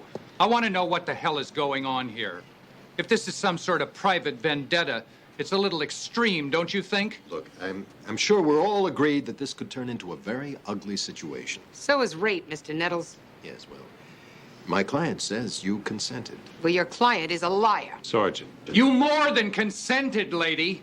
When you started unbuttoning my shirt and coming on to me, there wasn't a whole lot of room for interpretation. All right, let's all settle down here, shall we? Now, I'm sure I don't need to tell the good sergeant what she needs for an indictment, but let's just assume she had enough. This is the kind of story the press just loves to exploit.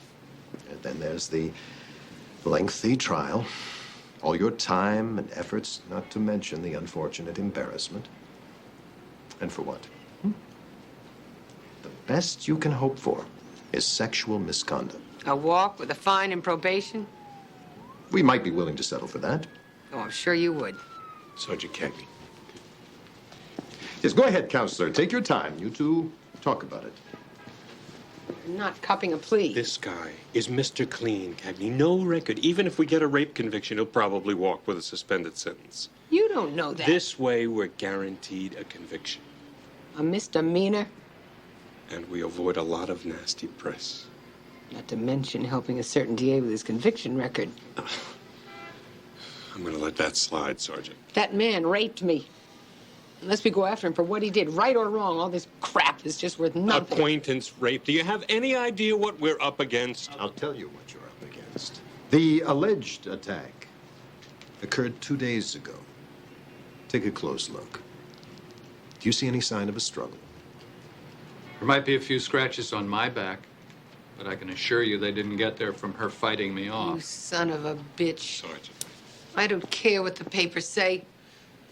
I don't care if it takes all year. I don't give a damn if I have to sit in that courtroom every day till hell freezes over. I'm coming after you, mister, and I'm going to do everything in my power to put you away. What did I tell you? Cool 1 minute. Hot the next. I understand in prison they have a little different interpretation of consent. It's just like I said in my statement. She got even worse after a few drinks. You know how sloppy drunks can get, always taking off their clothes. You probably don't remember. I remember every single thing. It's time to charge Mr. Potter with rape.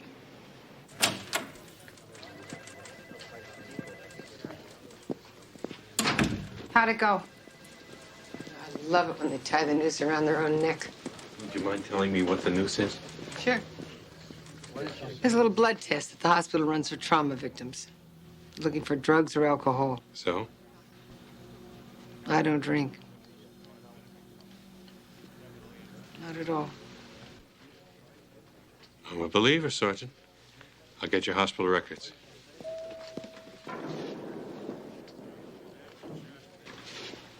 This sounds like the lady won the first round.